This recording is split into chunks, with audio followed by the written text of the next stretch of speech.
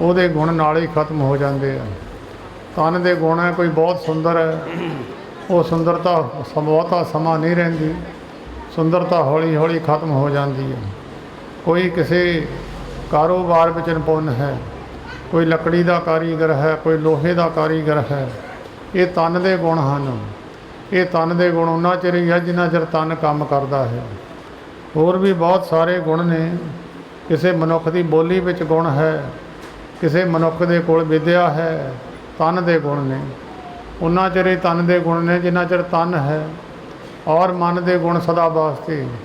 ਜਿਹਦਾ ਮਨ ਹੈ, ਮਨ ਦੇ ਵਿੱਚ ਗੁਣ ਨੇ। ਮੋਹ ਮਮਤਾ ਤੋਂ ਉੱਪਰ ਉੱਠ ਜਾਣਾ, ਮਨੁੱਖ ਨੇ ਝੂਠ ਨਹੀਂ ਬੋਲਣਾ, ਕਿਸੇ ਦੀ ਕੀਤੀ ਕਮਾਈ ਖਾਣੀ ਨਹੀਂ ਹੈ, ਧਰੋਹ ਨਹੀਂ ਕਰਨਾ, ਕਿਸੇ ਨਾਲ ਬੈਰ ਵਿਰੋਧ ਨਹੀਂ ਕਰਨਾ। ਇਹ ਮਨ ਦੇ ਗੁਣ ਹਨ। ਜਿਨ੍ਹਾਂ ਅੰਦਰ ਇਹ ਮਨ ਦੇ ਗੁਣ ਪੈਦਾ ਹੋ ਜਾਂਦੇ ਆ, ਉਹਨਾਂ ਪੁਰਖਾਂ ਦੀ ਜਾਣ ਤੋਂ ਬਾਅਦ ਵੀ ਉਹਨਾਂ ਦੀ ਪੂਜਾ ਹੁੰਦੀ ਰਹਿੰਦੀ ਹੈ, ਕਿਉਂਕਿ ਇਹ ਮਨ ਦੇ ਗੁਣ ਹਨ। ਜਿਨ੍ਹਾਂ ਪੁਰਖਾਂ ਦੇ ਅੰਦਰ ਮਨ ਦੇ ਗੁਣ ਸਨ, ਉਹਨਾਂ ਮਹਾਤਮਾ ਦੀ ਪੂਜਾ ਜਾਣ ਤੋਂ ਬਾਅਦ ਵੀ ਸੈਂਕੜੇ ਸਾਲ ਭਗਤਾਂ ਨੂੰ ਗਿਆ ਨੂੰ ਬੀਤ ਗਏ। ਭਾਵੇਂ ਗਰੀਬ ਘਰਾਂ ਵਿੱਚ ਜਨਮ ਲਏ ਸਨ ਉਹਨਾਂ ਨੇ। ਕੋਈ ਚੰਦੇ ਛਾਪਦਾ ਸੀ, ਕੋਈ ਜੁੱਤੀਆਂ ਗੰਢਦਾ ਸੀ, ਕੋਈ ਖੱਦਰ ਬੁਣਦਾ ਸੀ, ਪਰ ਉਹਨਾਂ ਦੇ ਵਿੱਚ ਮਨ ਦੇ ਗੁਣ ਵੱਡੇ ਸਨ। ਠੀਕ ਹੈ, ਉਹਨਾਂ ਦੇ ਮਨ ਦੇ ਗੁਣਾਂ ਕਾਰਨ ਅੱਜ ਦੁਨੀਆ ਉਹਨਾਂ ਨੂੰ ਚੇਤੇ ਕਰਦੀ ਹੈ। ਵੱਡੇ ਵੱਡੇ ਰਾਜਿਆਂ ਦੇ ਨਾਮ ਨਹੀਂ ਕਿਸੇ ਨੂੰ ਚੇਤੇ, ਪਰ ਕਬੀਰ ਸਾਹਿਬ ਵਰਗੇ ਗਰੀਬਾਂ ਦੇ ਨਾਮ ਚੇਤੇ ਹਨ। ਇਸ ਕਰਕੇ ਮਨ ਦੇ ਗੁਣ ਪੈਦਾ ਕਰਨ ਵਾਸਤੇ, ਮਨ ਨੂੰ ਸਮਝਾਉਣ ਵਾਸਤੇ, ਕਿਉਂਕਿ ਮਨ ਨੂੰ ਸਮਝਾਉਣ ਵਾਸਤੇ ਮਹਾਤਮਾ ਲੋਕਾਂ ਨੇ ਵੇਦ ਸ਼ਾਸਤਰ ਗ੍ਰੰਥ ਅਤੇ ਧਾਰਮਿਕ ਜਿਹੜੇ ਗ੍ਰੰਥ ਬਣਾਏ ਹਨ, ਉਹ ਜੀਵ ਨੂੰ, ਮਨੁੱਖ ਨੂੰ ਸਮਝਾਉਣ ਵਾਸਤੇ ਹੀ ਬਣਾਏ ਹੈ। ਗੁਰੂ ਗ੍ਰੰਥ ਸਾਹਿਬ ਜੀ ਮਹਾਰਾਜ ਦੀ ਪਵਿੱਤਰ ਬਾਣੀ ਇਹ ਮਨ ਦੇ ਸਮਝਾਉਣ ਕਾਰਨ ਕਰਕੇ ਹੀ ਗੁਰੂ ਗ੍ਰੰਥ ਸਾਹਿਬ ਜੀ ਦੀ ਪਵਿੱਤਰ ਬਾਣੀ ਲਿਖੀ ਹੈ। ਮਨ ਰਾਮ ਸਿਮਰ ਪਛਤਾਹੇਗਾ, ਮਨ ਨੂੰ ਸਮਝਾਇਆ ਹੈ। ਇਹ ਕਿਸ ਇਕੱਲੇ ਬ੍ਰਾਹਮਣ ਵਾਸਤੇ ਗਿਆਨ ਨਹੀਂ, ਜਾਂ ਇਕੱਲੇ ਸਿੱਖ ਵਾਸਤੇ ਗਿਆਨ ਨਹੀਂ, ਜਾਂ ਕਿਸੇ ਹੋਰ ਧਰਮ ਦਾ ਖਾਸ ਗਿਆਨ ਨਹੀਂ, ਕਿਉਂਕਿ ਸਾਰਿਆਂ ਧਰਮਾਂ ਦੇ ਗੁਣ ਆਪਸ ਵਿੱਚ ਰਲਦੇ ਮਿਲਦੇ ਹਨ। ਸਾਰੇ ਧਰਮ ਦਇਆ ਤੋਂ ਪੈਦਾ ਹੁੰਦੇ ਹਨ। ਕੋਈ ਧਰਮ ਐਸਾ ਨਹੀਂ ਜਿਹੜਾ ਦਇਆ ਨਾ ਹੋਵੇ, ਧਰਮ ਖੜਾ ਹੋ ਜਾਵੇ। ਤੌਲ ਧਰਮ ਦਇਆ ਕਾ ਪੂਤ, ਸਿੱਧਾਂ ਨੇ ਗੁਰੂ ਨਾਨਕ ਦੇਵ ਮਹਾਰਾਜ ਨਾਲ ਜਵਾਬ ਸਵਾਲ ਕਰਦਿਆਂ ਜਦੋਂ ਇਹ ਗੱਲ ਕੀਤੀ ਤਾਂ ਉਹਨਾਂ ਨੂੰ ਪੁੱਛਿਆ ਗਿਆ। ਸਿੱਧਾਂ ਨੇ ਦੱਸਿਆ, ਮਹਾਰਾਜ ਜਿਹੜੀ ਧਰਤੀ ਆ ਡਾਵਾਂ ਡੋਲ ਖੜੀ ਹੈ, ਇਹ ਇੱਕ ਬੌਲਦ ਨੇ ਚੱਕੀ ਹੋਈ ਹੈ। ਤੇ ਬੌਲਦ ਦੇ ਸਿੰਘਾਂ ਦੇ ਉੱਤੇ ਧਰਤੀ ਚੱਕੀ ਹੋਈ ਹੈ। ਸਾਰਾ ਭਾਰ ਧਰਤੀ ਦਾ ਬੌਲਦ ਦੇ ਸਿਰਾਂ 'ਤੇ ਹੈ। ਸਾਹਿਬ ਗੁਰੂ ਨਾਨਕ ਦੇਵ ਮਹਾਰਾਜ ਗਿਆਨ ਦੇਣ ਵਾਸਤੇ ਦੁਨੀਆ ਨੂੰ ਆਏ ਸਨ। ਕਹਿਣ ਲੱਗੇ, ਭਾਈ ਬੌਲਦ ਨੇ ਤਾਂ ਧਰਤੀ ਚੱਕੀ ਹੋਈ ਹੈ ਮੰਨ ਲੈਂਦੇ, ਪਰ ਬੌਲਦ ਵੀ ਕਾਸੇ 'ਤੇ ਖੜਾ ਹੀ ਹੋਊਗਾ। ਉਹ ਕਹਿਣ ਲੱਗੇ, ਜੀ ਬੌਲਦ ਥੱਲੇ ਹੋਰ ਧਰਤੀ ਹੈ। ਕਹਿੰਦੇ ਉਹ ਕਿਨੇ ਚੱਕੀ ਹੋਈ ਹੈ? ਕਹਿੰਦੇ ਉਹ ਵੀ ਥੱਲੇ ਇੱਕ ਬੌਲਦ ਹੈ ਜੀ। ਕਹਿੰਦੇ ਫਿਰ ਉਹ ਵੀ ਤਾਂ ਕਾਸੇ ਦੇ ਆਸਰੇ ਖੜਾ ਹੀ ਹੋਊਗਾ। ਫਿਰ ਸਤਿਗੁਰੂ ਨਾਨਕ ਦੇਵ ਮਹਾਰਾਜ ਨੇ ਪਵਿੱਤਰ ਬਚਨ ਜਪਜੀ ਸਾਹਿਬ ਵਿੱਚ ਲਿਖਿਆ, ਕਹਿੰਦੇ ਧਰਤੀ ਹੋਰ ਪਰੇ ਹੋਰ ਹੋਰ, ਤਿਸ ਤੇ ਭਾਰ ਤਲੇ ਕਵਣ ਜੋਰ। ਕਹਿੰਦੇ ਧਰਤੀ ਤਾਂ ਪਰੇ ਤੋਂ ਪਰੇ, ਉਹਦੇ ਭਾਰ ਥੱਲੇ ਕੌਣ ਹੈ? ਕਹਿੰਦੇ ਉਹਦੇ ਭਾਰ ਧਰਮ ਦੇ ਆਸਰੇ ਧਰਤੀ ਖੜੀ ਹੈ। ਧਰਮ ਜਿਹੜਾ ਹੈ ਬੌਲਦ ਹੈ, ਬੌਲਦ ਦਇਆ ਦਾ ਪੁੱਤਰ ਹੈ। ਤੌਲ ਧਰਮ ਦਇਆ ਕਾ ਪੂਤ। ਰਾਮਾਇਣ ਵਿੱਚ ਵੀ ਵਚਨ ਲਿਖਿਆ ਹੈ, ਦਇਆ ਧਰਮ ਕਾ ਮੂਲ ਹੈ, ਪਾਪ ਮੂਲ ਅਭਿਮਾਨ, ਤੁਲਸੀ ਦਇਆ ਨਾ ਛੋੜੀਏ, ਜਬਲਾ ਘਟ ਮੈਂ ਪ੍ਰਾਣ। ਦਇਆ ਤੋਂ ਹੀ ਧਰਮ ਪੈਦਾ ਹੁੰਦਾ ਹੈ। ਸਾਹਿਬ ਗੁਰੂ ਗੋਬਿੰਦ ਸਿੰਘ ਸਾਹਿਬ ਜੀ ਮਹਾਰਾਜ ਨੇ ਜਦੋਂ ਅੰਮ੍ਰਿਤ ਦੀ ਦਾਤ ਗੁਰਸਿੱਖਾਂ ਨੂੰ ਦਿੱਤੀ ਹੈ, ਉਸ ਵੇਲੇ ਵੀ ਸਭ ਤੋਂ ਪਹਿਲਾਂ ਭਾਈ ਦਇਆ ਸਿੰਘ ਜੀ ਆਏ, ਦੂਜੇ ਨੰਬਰ 'ਤੇ ਭਾਈ ਧਰਮ ਸਿੰਘ ਜੀ ਦਾ ਨੰਬਰ ਆਇਆ। ਜੇ ਦਇਆ ਹੈ ਤਾਂ ਧਰਮ ਹੈ। ਧਰਮ ਜਿੰਨੇ ਵੀ ਦੁਨੀਆ ਵਿੱਚ ਨੇ, ਹਿੰਦੁਸਤਾਨ ਦੀ ਪਵਿੱਤਰ ਧਰਤੀ ਹੈ, ਅਨੇਕਾਂ ਧਰਮ ਨੇ। ਧਰਮ ਕੋਈ ਮਾੜਾ ਨਹੀਂ ਹੈ ਜਿਹੜਾ ਸੱਚ ਦੇ ਨਾਲ ਜੁੜਿਆ ਹੋਇਆ। ਗੁਰੂ ਗ੍ਰੰਥ ਸਾਹਿਬ ਜੀ ਮਹਾਰਾਜ ਪੰਜਵੇਂ ਪਾਤਸ਼ਾਹ ਜੀ ਦਾ ਬਚਨ ਹੈ, ਸਰਬ ਧਰਮ ਮੈਂ ਸ੍ਰੇਸ਼ਟ ਧਰਮ, ਹਰ ਕੋ ਨਾਮ ਜਪ ਨਿਰਮਲ ਕਰਮ। ਜਿਹੜੇ ਧਰਮ ਵਿੱਚ ਨਾਮ ਜਪਿਆ ਨਿਰਮਲ ਕਰਮ ਹੋ ਜਾਣ, ਉਹ ਧਰਮ ਸਾਰਿਆਂ ਨਾਲੋਂ ਹੀ ਚੰਗਾ ਹੈ। ਜਿਹਦੇ ਧਰਮ ਵਿੱਚ ਜਾ ਕੇ ਨਿਰਮਲ ਕਰਮ ਮਨੁੱਖ ਦੇ ਨਾ ਹੋਣ, ਮਨੁੱਖ ਦੇ ਕਰਮ ਵਿਗੜ ਜਾਣ, ਮਨੁੱਖ ਦੀ ਬਿਰਤੀ ਵਿਗੜ ਜਾਵੇ, ਉਹ ਧਰਮ ਨਹੀਂ ਹੈ। ਧਰਮ ਉਹੀ ਚੰਗਾ ਹੈ। ਕਿਸੇ ਖਾਸ ਧਰਮ ਦੀ ਵਿਸ਼ੇਸ਼ਤਾ ਨਹੀਂ ਲਿਖੀ, ਜਿਹੜਾ ਵੀ ਧਰਮ ਦਇਆ ਤੋਂ ਸ਼ੁਰੂ ਹੋਇਆ ਹੈ। ਸੱਚ ਸਾਰੇ ਧਰਮਾਂ ਵਿੱਚ ਹੈ। ਮੁਸਲਮਾਨ ਵੀ ਸੱਚ ਚੰਦ ਬੋਲੇਗਾ ਤੇ ਪ੍ਰਵਾਨ ਹੈ, ਜੇ ਸੱਚ ਨਹੀਂ ਬੋਲੇਗਾ ਝੂਠ ਬੋਲੇਗਾ ਤੇ ਪ੍ਰਵਾਨ ਨਹੀਂ ਹੈ। ਹਿੰਦੂ ਹੈ ਉਹ ਵੀ ਸੱਚ ਬੋਲੇਗਾ ਤਾਂ ਧਰਮ ਹੈ, ਨਹੀਂ ਤਾਂ ਨਹੀਂ। ਸਿੱਖ ਹੈ ਉਹ ਵੀ ਸੱਚ ਬੋਲੇਗਾ ਤੇ ਧਰਮ ਹੈ, ਨਹੀਂ ਤਾਂ ਨਹੀਂ। ਦੂਸਰਾ ਇੱਕ ਹੈ ਕਿਸੇ ਦਾ ਹੱਕ ਨਹੀਂ ਖਾਣਾ, ਆਪਣੀ ਕਿਰਤ ਕਰਕੇ ਖਾਣੀ ਹੈ। ਸਾਰੇ ਧਰਮ ਉਪਦੇਸ਼ ਕਰਦੇ ਆ, ਕੋਈ ਧਰਮ ਨਹੀਂ ਕਹਿੰਦਾ ਕਿਸੇ ਦੇ ਹੱਕ ਨੂੰ ਖਾਓ, ਆਪਣੀ ਕਿਰਤ ਕਮਾਈ ਕਰਕੇ ਖਾਓ। ਗੁਰੂ ਅਰਜਨ ਦੇਵ ਮਹਾਰਾਜ ਨੇ ਬਚਨ 12 ਮਹਾਂ ਜੀ ਦੇ ਵਿੱਚ ਲਿਖਿਆ, ਕਿਰਤ ਕਰਮ ਕੇ ਵਿਛੜੇ। ਕਿਰਤ ਜਦੋਂ ਵਿਗੜ ਜਾਂਦੀ ਹੈ ਕਰਮ ਨਾਲ ਹੀ ਵਿਗੜ ਜਾਂਦਾ ਹੈ। ਕਿਸੇ ਦੀ ਮਾੜੀ ਕਿਰਤ ਹੋਵੇ ਉਹਦੇ ਕਰਮ ਵਿਗੜ ਜਾਂਦੇ ਆ। ਉਹ ਜਿਹੜੀ ਕਿਰਤ ਉਹਦੇ ਬੱਚੇ ਖਾਂਦੇ, ਉਹ ਬੱਚਿਆਂ ਦੇ ਸੁਭਾਅ ਬਦਲ ਜਾਂਦੇ, ਬੱਚਿਆਂ ਦੇ ਸੁਭਾਅ ਦੂਸਰੇ ਪੁੱਠੇ ਪਾਸੇ ਨੂੰ ਚਲੇ ਜਾਂਦੇ ਆ। ਮਾੜੀ ਕਮਾਈ ਜੀਵ ਨੂੰ ਮਾੜੇ ਪਾਸੇ ਲੈ ਜਾਂਦੀ ਹੈ। ਇਸ ਕਰਕੇ ਸੱਚੀ ਸੁੱਚੀ ਕਿਰਤ ਜਿਹੜੀ ਹੈ ਉਹ ਸਾਰੇ ਧਰਮ ਦੱਸਦੇ ਆ, ਕੋਈ ਧਰਮ ਐਸਾ ਨਹੀਂ। ਬਹੁਤ ਸਾਰੀਆਂ ਗੱਲਾਂ ਸਾਰੇ ਧਰਮਾਂ ਦੀਆਂ ਰਲਦੀਆਂ ਹਨ। ਕਿਸੇ ਧਰਮ ਦੇ ਅੰਦਰ ਬੈਰ ਵਿਰੋਧੀ ਭਾਵਨਾ ਨਹੀਂ ਹੈ। ਕੋਈ ਧਰਮ ਨਹੀਂ ਕਹਿੰਦਾ ਕਿਸੇ ਨਾਲ ਬੈਰ ਕਰੋ, ਨਾ ਕੋਈ ਬੈਰੀ ਨਹੀਂ ਬਗਾਨਾ। ਸਗਲ ਸੰਗ ਹਮਕੋ ਬਣ ਆਈ। ਜਦ ਸਾਰਿਆਂ ਦੇ ਅੰਦਰ ਨਿਰੰਕਾਰ ਦੀ ਜੋਤ ਹੈ, ਭਾਵੇਂ ਕੋਈ ਵੀ ਜੀਵ ਹੈ, ਪਸ਼ੂ ਹੈ, ਪੰਛੀ ਹੈ, ਜਾਨਵਰ ਹੈ, ਬੱਕਰਾ ਹੈ, ਕੁੱਕੜ ਹੈ, ਸਾਰਿਆਂ ਦੇ ਵਿੱਚ ਹੀ ਪਰਮੇਸ਼ਰ ਹੈ, ਤਾਂ ਫਿਰ ਬੈਰ ਭਾਵਨਾ ਕਿਹਦੇ ਨਾਲ ਕਰਨੀ ਹੈ? ਜਦੋਂ ਤੁਸੀਂ ਕਿਸੇ ਜੀਵ ਨੂੰ ਮਾਰ ਕੇ ਖਾਓਗੇ ਤੇ ਪਰਮੇਸ਼ਰ ਦਾ ਜੀਵ ਹੀ ਮਾਰਿਆ। ਕਬੀਰ ਸਾਹਿਬ ਕਹਿੰਦੇ, ਜੋ ਸਭ ਮੈਂ ਇੱਕ ਖੁਦਾਏ ਵਸਤ ਹੈ, ਤਾਂ ਕਿਉਂ ਮੁਰਗੀ ਮਾਰੇ। ਜਿਹੜਾ ਜੀਵ ਹੈ ਸਾਰਿਆਂ ਜੀਵਾਂ ਵਿੱਚ ਪਰਮੇਸ਼ਰ ਹੈ। ਕੋਈ ਐਸਾ ਸਰੀਰ ਨਹੀਂ ਜਿਹਦੇ ਵਿੱਚ ਪਰਮੇਸ਼ਰ ਨਹੀਂ। ਜਦੋਂ ਕੋਈ ਬੈਰ ਭਾਵਨਾ ਕਰੇਗਾ ਉਹਦਾ ਚਿੱਤ ਨਿਸ਼ਚਲ ਨਹੀਂ ਹੈ। ਗੁਰੂ ਅਰਜਨ ਦੇਵ ਮਹਾਰਾਜ ਦੀ ਪਵਿੱਤਰ ਬਾਣੀ ਸੁਖਮਨੀ ਸਾਹਿਬ ਜਿਹੜੇ ਪੜ੍ਹਦੇ ਆ, ਉਹਦੇ ਵਿੱਚ ਇਹ ਬਚਨ ਲਿਖਿਆ ਹੋਇਆ ਹੈ, ਭਾਈ ਗੁਰਮੁਖੋ, ਜਿਹਦੇ ਅੰਦਰ ਬੈਰ ਵਿਰੋਧੀ ਭਾਵਨਾ, ਉਹਦਾ ਚਿੱਤ ਗੁਰਬਾਣੀ ਵਿੱਚ ਜਾਂ ਮਨ ਵਿੱਚ ਟਿਕਾ ਨਹੀਂ ਕਦੀ ਵੀ ਹੋ ਸਕਦਾ। ਉਹ ਭੁਲੇਖਾ ਛੱਡ ਦੇਵੇ ਮੇਰਾ ਮਨ ਟਿਕਾ ਵਿੱਚ ਹੈ। ਗੁਰੂ ਅਰਜਨ ਦੇਵ ਮਹਾਰਾਜ ਲਿਖਦੇ, ਜਬ ਧਾਰੇ ਕੋ ਬੈਰੀ ਮੀਤ ਤਬ ਲਗ ਨੇਚਲ ਨਾਹੀ ਚੀਤ। ਜਿੰਨਾ ਚਿਰ ਬੈਰੀ ਮਿੱਤਰ ਦੀ ਪਹਿਚਾਣ ਹੈ, ਚਿੱਤ ਨੇਚਲ ਨਹੀਂ ਹੋ ਸਕਦਾ, ਟਿਕਾ ਵਿੱਚ ਨਹੀਂ ਹੋ ਸਕਦਾ। ਜਾਂ ਸਾਰੀ ਸ੍ਰਿਸ਼ਟੀ ਵਿੱਚ ਹੀ ਨਿਰੰਕਾਰ ਹੈ, ਸਾਰਿਆਂ ਨਾਲ ਹੀ ਪ੍ਰੇਮ ਹੈ। ਜਦੋਂ ਬਾਬਾ ਫਰੀਦ ਸਾਹਿਬ ਜੀ, ਦੁਆਬੇ ਦੀ ਧਰਤੀ ਨੂੰ ਵੱਡਾ ਮਾਣ ਹੈ, ਹੁਸ਼ਿਆਰਪੁਰ ਜ਼ਿਲ੍ਹੇ ਦੇ ਅੰਦਰ ਸ਼ੇਖ ਫਰੀਦ ਸਾਹਿਬ ਜੀ ਨੇ 36 ਵਰਸਾਂ ਤਪ ਕੀਤਾ ਹੈ। 36 ਵਰਸਾਂ ਤਪ ਕਰਨ ਤੋਂ ਬਾਅਦ ਬਾਬਾ ਫਰੀਦ ਸਾਹਿਬ ਜੀ ਜਦੋਂ ਘਰ ਨੂੰ ਵਾਪਸ ਮੁੜੇ, ਤਾਂ ਜਦੋਂ 12 ਵਰਸ ਬਾਅਦ ਘਰ ਨੂੰ ਆਏ, ਕਿਉਂਕਿ 3 ਵਾਰ ਉਹ ਆਪਣੀ ਮਾਤਾ ਨੂੰ ਮਿਲਣ ਵਾਸਤੇ ਆਏ 36 ਵਰਸਾਂ ਵਿੱਚ। 12 ਵਰਸ ਬਾਅਦ ਜਦੋਂ ਬਾਬਾ ਫਰੀਦ ਸਾਹਿਬ ਜੀ ਘਰ ਨੂੰ ਆਏ, ਮਾਤਾ ਉਹਨਾਂ ਦੇ ਕੇਸ ਵਾਹੁਣ ਲੱਗੀ। ਕੇਸ ਵਾਹੁਣ ਲੱਗਿਆਂ ਮਾਤਾ ਨੇ ਜਦੋਂ ਬਾਬਾ ਫਰੀਦ ਸਾਹਿਬ ਜੀ ਕੇਸਾਂ ਦੇ ਪੱਟਣ ਨਾਲ ਤਕਲੀਫ ਹੋਈ, ਤਾਂ ਉਸ ਵੇਲੇ ਥੋੜ੍ਹਾ ਤੰਗੀ ਮੰਨੀ, ਤਕਲੀਫ ਮੰਨੀ। ਮਾਤਾ ਪੁੱਛਣ ਲੱਗੀ, ਪੁੱਤ ਜੰਗਲ ਵਿੱਚ ਕੀ ਖਾਂਦਾ ਰਿਹਾ?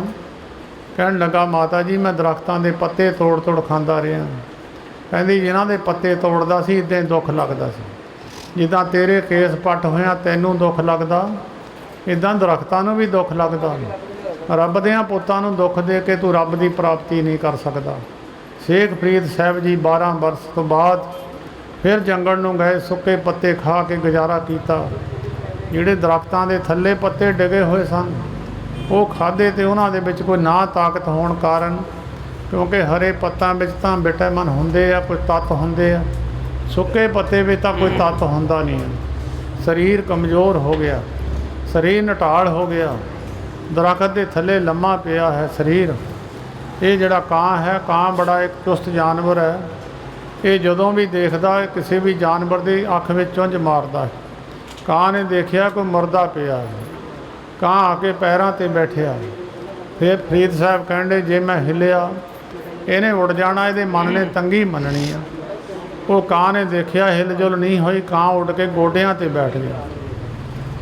ਫਿਰ ਸ਼ੇਖ ਫਰੀਦ ਸਾਹਿਬ ਜੀ ਨੇ ਬੜੀ ਧੀਮੀ ਆਵਾਜ਼ ਦੇ ਵਿੱਚ ਇੱਕ ਉਹਨਾਂ ਨੇ ਕਿਹਾ, ਹੁਣੇ ਮੇਰੀ ਅੱਖ ਵਿੱਚ ਚੁੰਝ ਮਾਰੇਗਾ। ਬੜੀ ਧੀਮੀ ਆਵਾਜ਼ ਦੇ ਵਿੱਚ ਕਾਂ ਨੂੰ ਇੱਕ ਬੇਨਤੀ ਕੀਤੀ ਆ, ਗੁਰੂ ਗ੍ਰੰਥ ਸਾਹਿਬ ਵਿੱਚ ਲਿਖੀ ਹੈ, ਕਾਗਾ ਕਰੰਗ ਢਡੋਲਿਆ ਸਗਲਾ ਖਾਇਆ ਮਾਸ। ਕਾਂ ਨੂੰ ਕਹਿਣ ਲੱਗੇ, ਮੇਰੇ ਸਰੀਰ ਦਾ ਭਾਵੇਂ ਸਾਰਾ ਮਾਸ ਖਾ ਲਈ, ਇਹ ਦੋਏ ਨੈਣਾ ਮਤ ਛੋਹੋ ਫਿਰ ਦੇਖਣ ਦੀ ਆਸ। ਮੇਰੀ ਬੇਨਤੀ ਹੈ, ਮੇਰੀਆਂ ਅੱਖਾਂ ਛੱਡ ਦੀ, ਹਲੇ ਮੈਨੂੰ ਰੱਬ ਦੇ ਮਿਲਣ ਦੀ ਆਸ ਹੈਗੀ ਹੈ। उन्होंने इन्ना परहेज रखिया कि किसी का मन दुखी करांगे तो रब दुखी हो जाएगा, किसी के मन के अंदर तंगी होवे, किसी को तंगी देवांगे तो मन परमेश्वर तंग होवेगा। इस करके गुरबाणी सारिया पुरखों को समझाउण वास्ते सर्व सांझी गुरबाणी है। सारे जिन्ने भी दुनिया के अंदर जीव ने सारिया के तारन वास्ते ये बड़ा बड़ा ज्ञान का भंडार गुरु अर्जन देव महाराज ने लिखिया। तो ये कोई किंतु परंतु भी नहीं किया जा सकता। और जब कोई किसी गल नूं सिद्ध करन दा यतन करिए ਜਾਂ सच साबित करन दा यतन करिए तो दूसरे धर्म भी गुरु ग्रंथ साहिब जी का प्रमाण दिंदे आ, क्योंकि सच्ची बाणी है, सच्चे पुरखों के मूँह चों निकली है। ਜਿਹੜੇ सच ਦੇ ਨਾਲ जुड़े हुए सन, निरंकार ਦੇ ਨਾਲ जुड़े हुए सन, उन्हां दे पुरखों के मूँहों निकली हुई बाणी है। ਜਿਹੜਾ ਬੰਦਾ ਪੜ੍ਹਦਾ ਉਹ ਵੀ सच ਦੇ ਨਾਲ जुड़ ਜਾਂਦਾ। ਜਦੋਂ सच्ची चीज़ ਨੂੰ अंदर ਤੁਸੀਂ ਬਾੜੋਗੇ, एक चंगे शुद्ध पानी की टूटी छड़ दईए, गंदे पानी की बाल्टी रख दईए, वो जिदा जिदा चंगा पानी प्रवेश करता रहिंदा, गंदा पानी बाहर निकलता जाता। इस तरह जिदा जिदा कोई गुरबाणी पढ़ता है वो मन की शुद्धि होंदी रहिंदी आ, ਉਹਦੇ अंदरों बकार निकलते रहंदे आ। जिदा जिदा मनुख ज़्यादा गुरबाणी नाल जुड़ता है ਉਹਦੇ अनुसार ही मनुख की आत्मा शुद्धि प्राप्त करती है।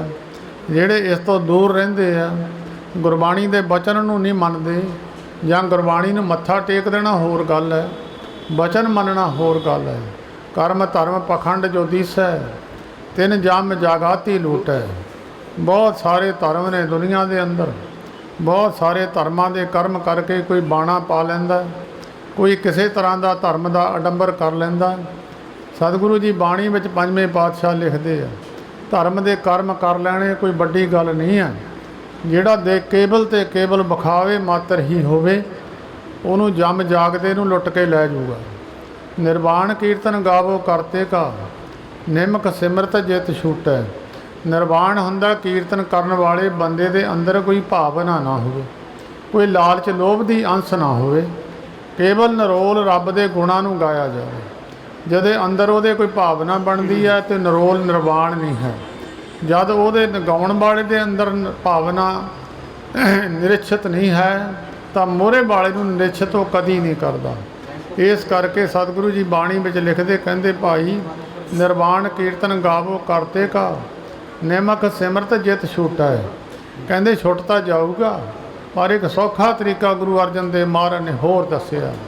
कहते संतो सागर पार उतरिए, जे को बचन कमावे संतन का, सो गुर प्रसादी तरिए।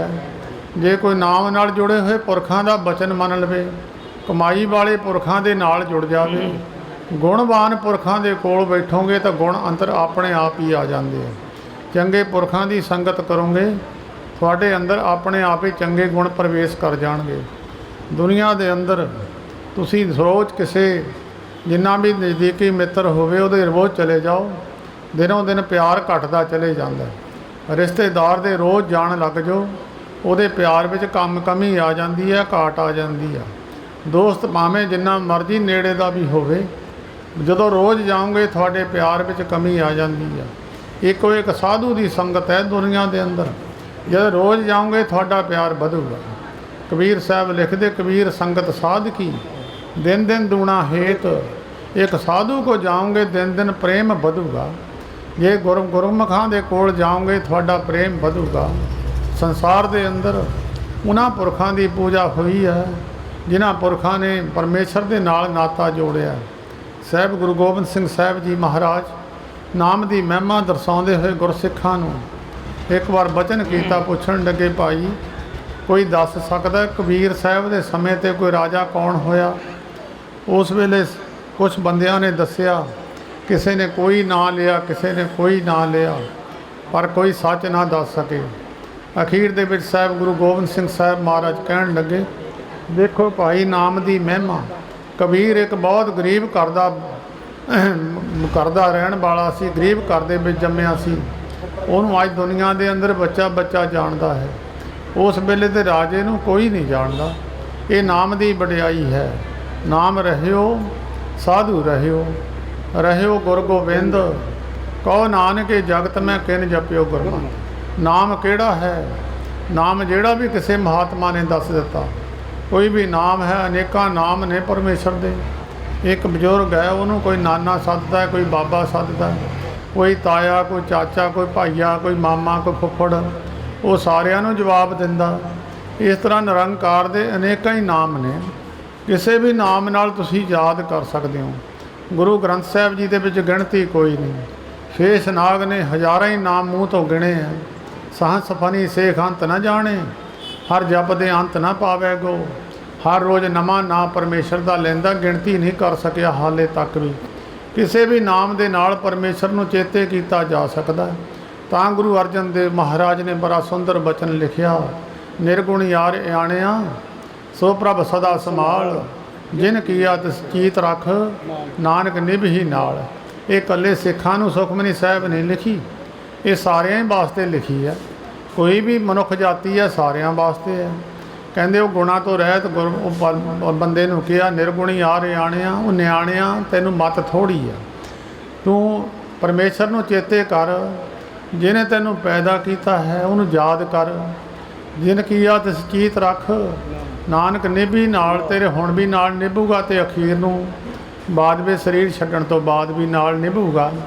ਤਾਂ ਫਿਰ ਅੱਗੇ ਪੰਜਵੇਂ ਪਾਤਸ਼ਾਹ ਜੀ ਨੇ ਅਸ਼ਟਪਦੀ ਵਿੱਚ ਲਿਖਿਆ, ਰਮਈਆ ਅੱਗੇ ਗੁਣ ਚੇਤ ਪ੍ਰਾਣੀ।